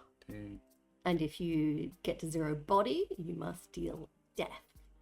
Dun dun dun. Yes. Like there's nothing stopping you doing it the way we are, where you're sitting together and just passing it back and forth. It'd be kind of a good thing to do while you're reading, so the other person reads, a book or does something else, and then you get passed back and forth. Yeah, I think that'd be jolly good fun. But yeah, I think the intention is more of a kind of a longer term, at a distance, passing back and forth. Yes. Yeah, if you had time, it would make it more fun to read back on later. It'd be an interesting way to construct a novel, would be people sharing a journal. Oh, you could absolutely generate a novel from this, this premise, and then write, once you've played it out, right, either one of them becomes the main character of the story, and it's their sort of their intro, their precursor, or it is the story of them.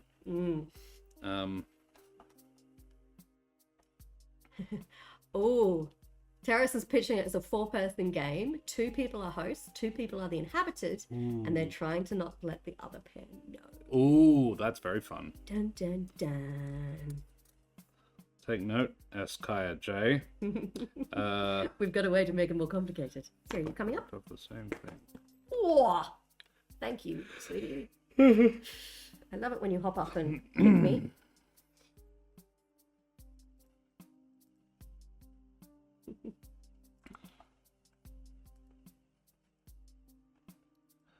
I think Siri takes a certain amount of joy in being the kind of the slightly spoiled dog down in Bridgetown, because she gets away with stuff the boys don't. Which is the advantages of being small, cute, and a novelty, isn't it, Siri? The boys do certain things, and no, Siri does it. And it's fine, isn't it?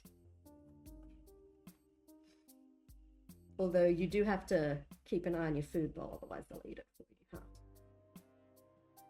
You're not used to having competition.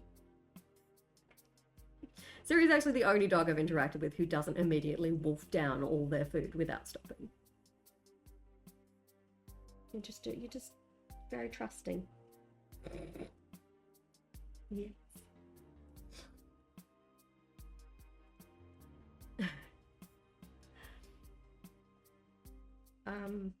Just thinking next week, we're doing the Humble Strahd Barovia campaign on Monday night. We'll have the whole team back.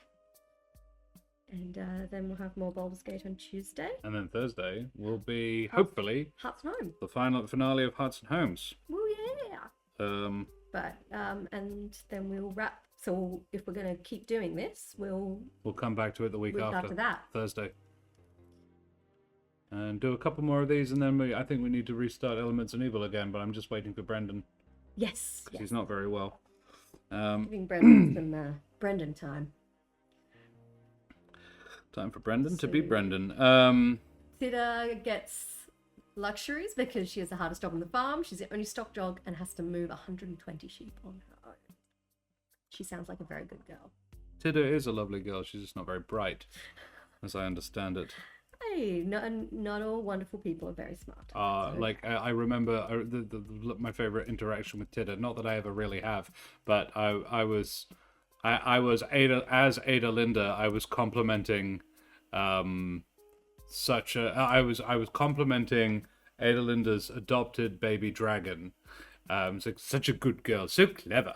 And Thida heard it, and her tail started wagging because she thought I was talking to her. Yeah, she's smart but an idiot. Yeah. I would use that to describe Siri as well. In some aspects, she's a very clever girl, and sometimes she's an absolute moron. Yeah, this is like I've had dogs that were people dumb, and I've had dogs that were animal smart. And this is our Labrador Hudson was people dumb.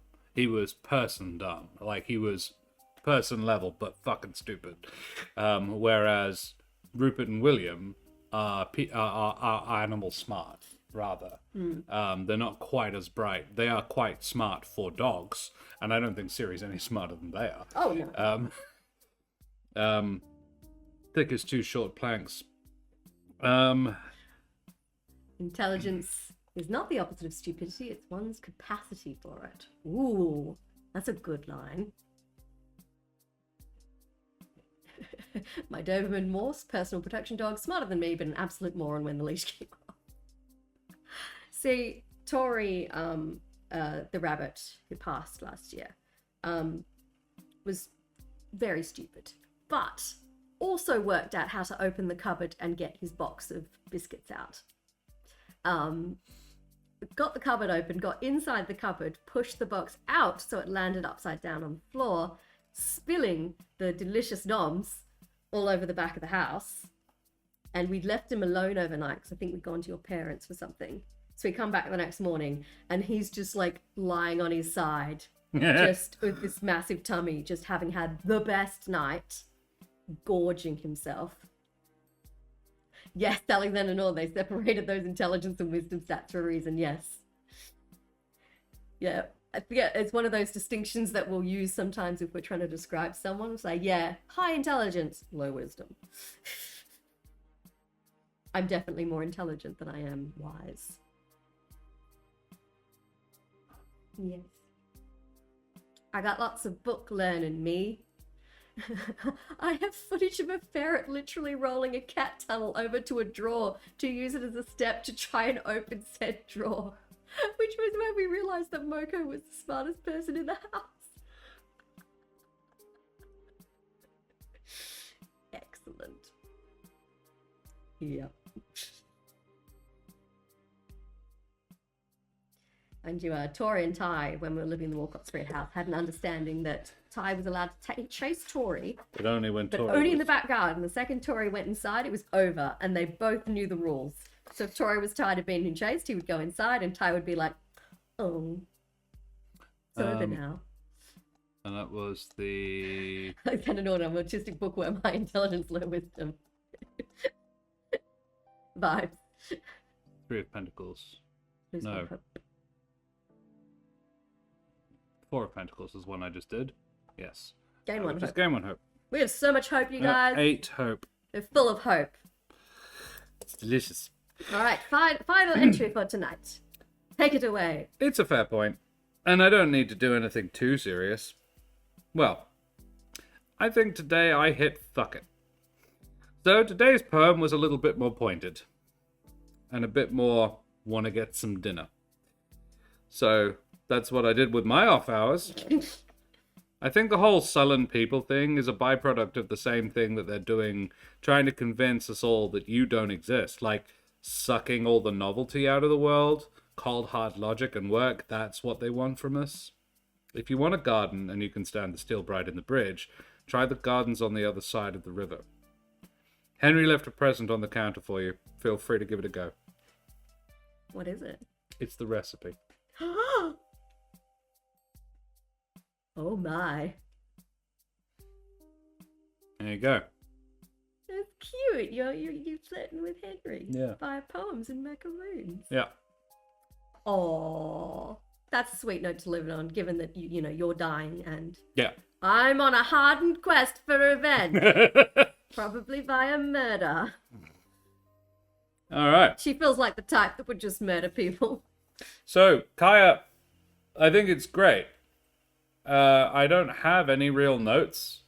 I imagine we'll have to play it out to the end to decide. And it's really hard to say because I think I've gotten very lucky. Yeah. I've only gotten plus hope. Or Yep. body. Because there are a few, we haven't hit any of the really kind of negative cards yet. Yeah. Because, there's one where you lose 3. So I think we're having quite a positive Having run a good so far. luck run. Yeah. Yeah. So I'll be curious to see. And we've had 1, 2, 3, 4, 5, 6, 7, 8 cards played. So 8 entries. And I'm up so much hope. Haunt is fairly low. Body is 5. So it's 8, 3, and 5. So if we're going to run out of anything, it's going to be It's going to be Haunt. Yeah. Which I suspect means I get to live. And I am spurned from your mortal meat bag. Well, there's a few. I had a read of them, and I was like, I mustn't spoil it for myself, but there's a few interesting ones, like you steal their power to heal yourself. Ooh. Stuff like that. But yeah. So, any thoughts? I'm intrigued. I think it's a really good. I love the back and forth. If I had a single note, if Kaiya is looking for a note, my note would be the choose between. She does specifically say, or they do specifically say, feel free to choose your own, but we just used at the very beginning when you're putting your characters together. The prompts could be broader if you want a note. sort of gloomy or flashy. I'm like, could you yeah, could you give them more to work with, or possibly less? Sometimes less is more, and yeah, because gloomy or flashy, neglectful or hypervigilant, I'm like, all of these words are great, and describe the world. Like gunmetal and coal smoke aren't distinct enough in my mind, because that's absolutely steampunk is both. Zealous or sullen can absolutely be both. If you're zealous, most of the places are also fairly sullen. This is grimdark written all over it. Yeah, 40k is most of those words. It's gloomy, it's flashy, it's definitely neglectful, it's extremely hyper-vigilant in places. Gunsmoke, coal metal and coal smoke and gunmetal, abso-fucking-lutely. To the point where some of the planets are just dead set uninhabitable, that are still inhabited, but everybody lives indoors. Zealous or sullen, very much both. Yeah, commercial and industrial, or yeah. But I think that's, also we're both very creative people, so, Oh yeah, and kind of jumping up thing. They're good. They're good words. I'd give a broad selection, like gloomy, flashy, but I do not or gloomy, flashy, da da da da da, and like 8 or 9 words that they can choose from. A line of each of words that they can choose one or several of. What are some of the distinctive landmarks? Again, yeah, those are a little broader. Lavishly decorated gate or an ancient and symbolic wall. That's fun. Yeah, if I was going to have a note, it would be that. It would be give them either way more prompts or significantly fewer. Just, for example, it's just the way it's phrased is pick some from this list or come up with your own. I was like, come up with your own, but use this as a prompt. Like, yeah. Or, fun third option, come make a table. Ooh. And generate it, like, with the people, like, a poor young family, an elderly widower, a frail, delicate beauty, or a feverish writer. Note how I combine those two together. The idealistic student or the boisterous busybody, I combine boisterous busybody with elderly widower. Almost like you give them, like, young family, widower, yeah, beautiful person, writer, student, if you make busybody, and then the other D10 and descriptors. 2 D10s, these are, if they've got a tarot deck, they've probably got a D10. Or you just use D6s. Or you use D6s because they're very common dice. And yeah, if you have 3 D6s with different signifiers, that would be a solution. And, with between 3 D6s, well, just between 2 D6s, that's 36 different varieties, rather than the 6 you've come up with. As a thought. If you wanted. That's what I'd do, but I'm a D&D player. Yes. I'm a DM. I come up with tables for pastime. So yeah, that's Josh loves a good table. yeah, and to determine new Anlian or old Anlian as well. Yeah, absolutely. Same deal. I feel like old Anlian, it does lean quite heavily towards Fae. But that's not necessarily a problem. But I kind of went with the obvious choice there. But I would like it to be possibly a little broader, except you'd have to rewrite all the prompts for a true, actual, like, parasite. Like, spawn. Not spawn, what am I thinking of? Venom. Yeah. Would be kind of fun to play it with Venom. But you could do that. There's nothing stopping you, and it's just like... It's whether you do, like, I kind of leaned into the more obvious kind of route here. I wasn't trying to kind of really go. We weren't trying to subvert it the first time. If you wanted to play it and really subvert expectations, which I do put as an option, you absolutely could. Yeah, you could absolutely play it as a spawn type character. The trick is, it's the acknowledgement that the new Anlian is aware of old Anlian, and I don't think it has to be. Particularly as, like, the way I'm writing it, it's sort of deliberately ignoring. Again, it's a thought, but this is if you're interested in some alternatives or some thoughts, that would be my alternatives and my thoughts. Yeah. I am loving it. I think it's excellent. I think it's really cool. I really like the way the prompts are worded. Yeah, they're They give very you multiple broadly. directions to go in with them. Yeah. And then it's up to you how much or little you kind of lean into. It always comes, and it was something I felt with Galatea as well, that it worked. It was very, very cool that you managed to write me a prompt that was not specific to the story that we were writing, but it did feel like it. Like, oh, okay, this is obvious. We know where to go with this. Yeah. It was like, well, yeah, this is the obvious next step with that. When it was randomized over a tarot deck, so what, 70 odd cards, 76 cards, and no idea what we were even going to be writing anyway, and yet it still almost always was just it just flowed very naturally. I'm curious to see how it ends. Yeah. I think that will be And that's what we... that will be the next test of the system, is how satisfying the ending is. Because Sigma and Cricket had a very satisfying ending. They had a great ending. And it's worthy to note also that my criteria in a satisfying ending is not necessarily not just the same as yours, but also, like, for example, the reason I don't like Call of Cthulhu is because you almost never get a good ending, and I want one. After I've invested this much emotional and sort of like creative effort into it, I want a satisfying ending. But I have the power to make one because I'm the writer. So there is that. But yeah. Well, that was lovely and splendid, and we should take some of these lovely folks to see somebody else. Sensei Suplex is streaming, D&D. and Sensei Suplex is one of our stream team buddies, so we'll drop a raid over there. They are asked 50 plus DMs how to speed up combat. And Okay. so they are doing a bit of world building. How does? So Sensei Suplex is an American streamer. African American streamer, professional DM, and yeah, we are going to drop you guys over there. Yeah. We'll be back say hi on Monday. I like happy endings. I like my happy endings should at least be a little bittersweet. Yeah, I don't mind a bittersweet, but you know, I mean, to give the example, the game of D&D of Call of Cthulhu we played with Jack. We got the best ending. We got the absolute best possible ending, and it was still not hugely satisfying, and we had a 1 in 100 chance of getting that, and that was determined on a dice roll. There was nothing about what we did. Yeah, Josh doesn't watch much horror. I watch more horror than you do. It doesn't matter what you do. The evil will still endure. Yeah, and that bugs me. I was just like, well, we didn't win then.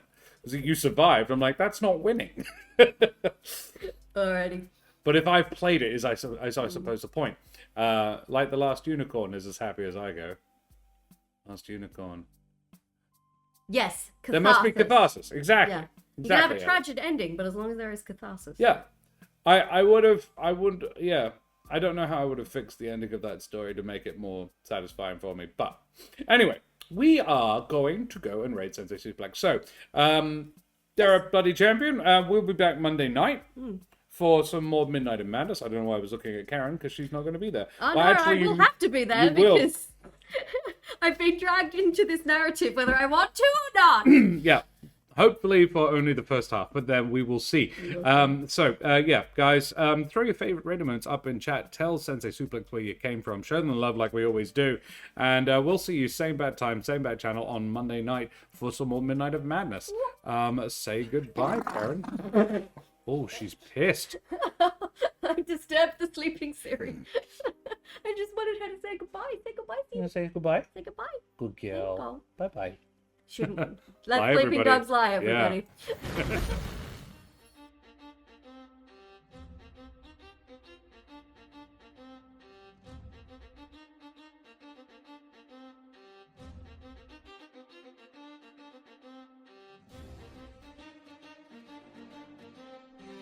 Whee!